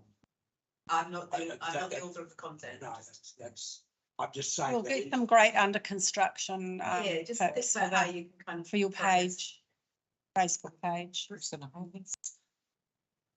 No pressure, Bruce. Okay, so moving on, the amenity lighting. Lane, how are we going? Have you met and I said, we've got the pricing for it, and that was Jeanette Inland that interrupted our meeting this morning. right? Trying to, had to cancel our meeting last week. Basically, we're going to put we'll get 2 lights in, through facilities.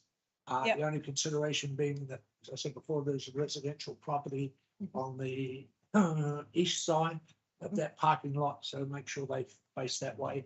There is power, costing will be about 20,000. So we do base. What do we have in our budget? And For an amenity light? okay.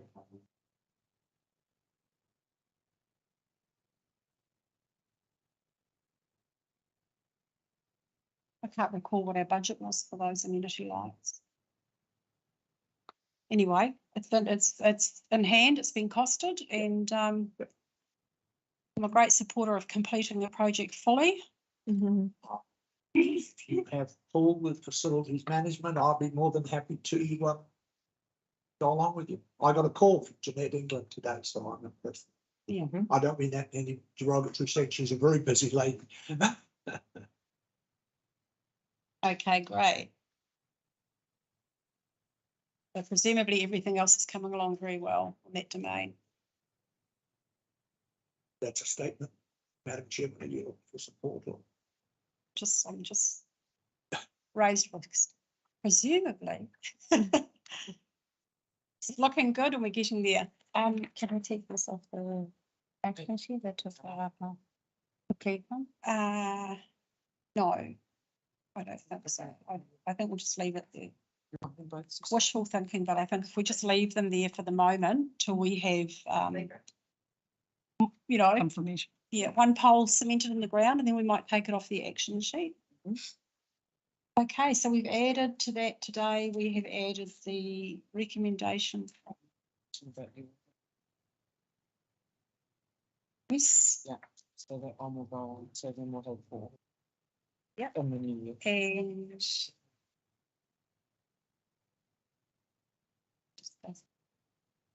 we might add, yeah. We did discuss putting a resolution through in relation to the financials that Angie talked to us. I just scribbled here, we discussed perhaps suggesting a resolution to change or lower the benchmark to 30% from 100% in the reporter. But we have spent that. That'd be a lot simpler. 10,000 rather. Or it's just the benchmark for the variation. It has been indicated to us in the past that the benchmark for the variation at 10 would probably be too low, and 30 would be more reasonable. Variation. Yeah. We could ask, but it had, you know, I guess it's the more work we create and the more difficult we make the job, the less likely we are to get the information through. And yes, so yep. I believe that what I is that the community will should in the first instance with the community. If they're looking for a different model,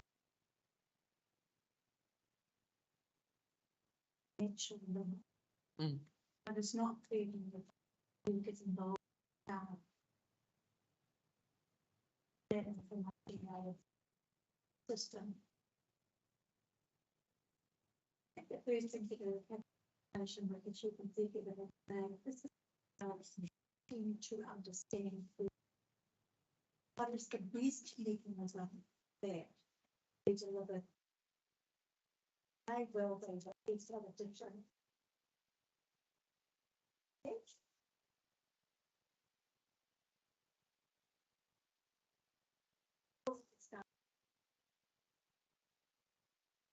Don't take it.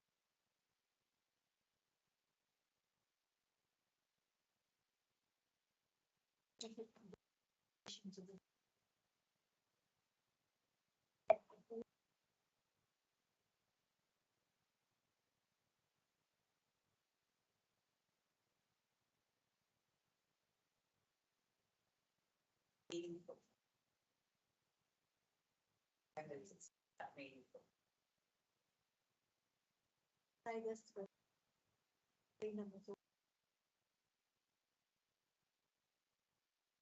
our staff. I'm sure that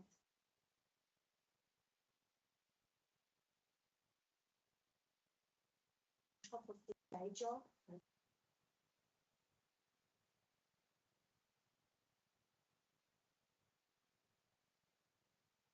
I think we put something, but We can leave it here next. I think we'll just leave this between Nick and myself. Thanks, Anne, for those comments. Because we are always wondering where staff are going to get additional resources from.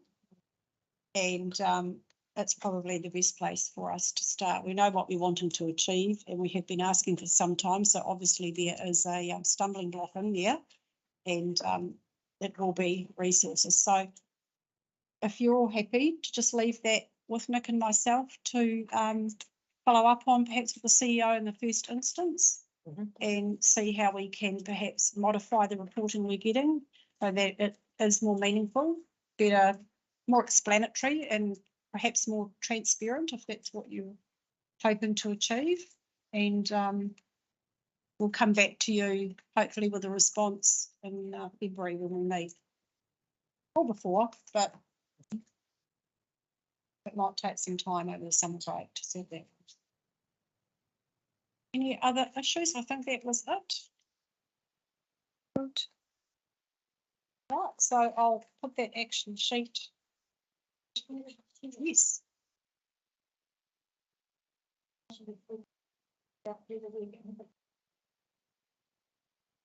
The last. Okay, yeah. Thank you. No. No. We close this Yeah. conversation. Yeah. Can we close this action sheet? Yeah. Right, so that's all the work on that action sheet, moved by myself. Seconded by Amy. That we've worked through that action sheet. All those in support? Against? That's carried. Thank you.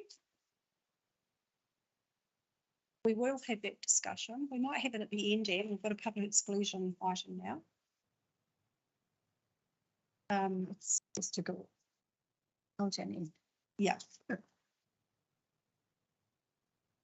Live stream. I'll just confirm with Dolly if it's live streaming stopped.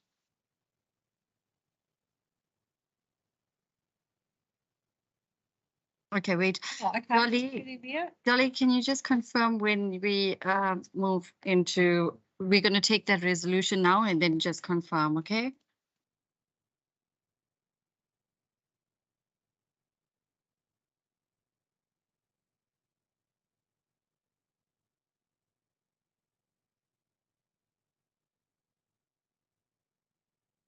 And then it goes in the license. Just move that we don't cover what's going on. Is it not the recommendation from the others? Should be. Yeah, nice. Yes.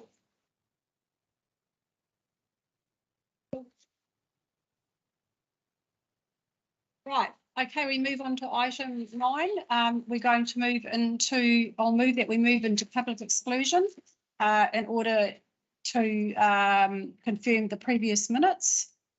Do I have a mover? Jane, seconded Jane, thank you. All those in support? Carried.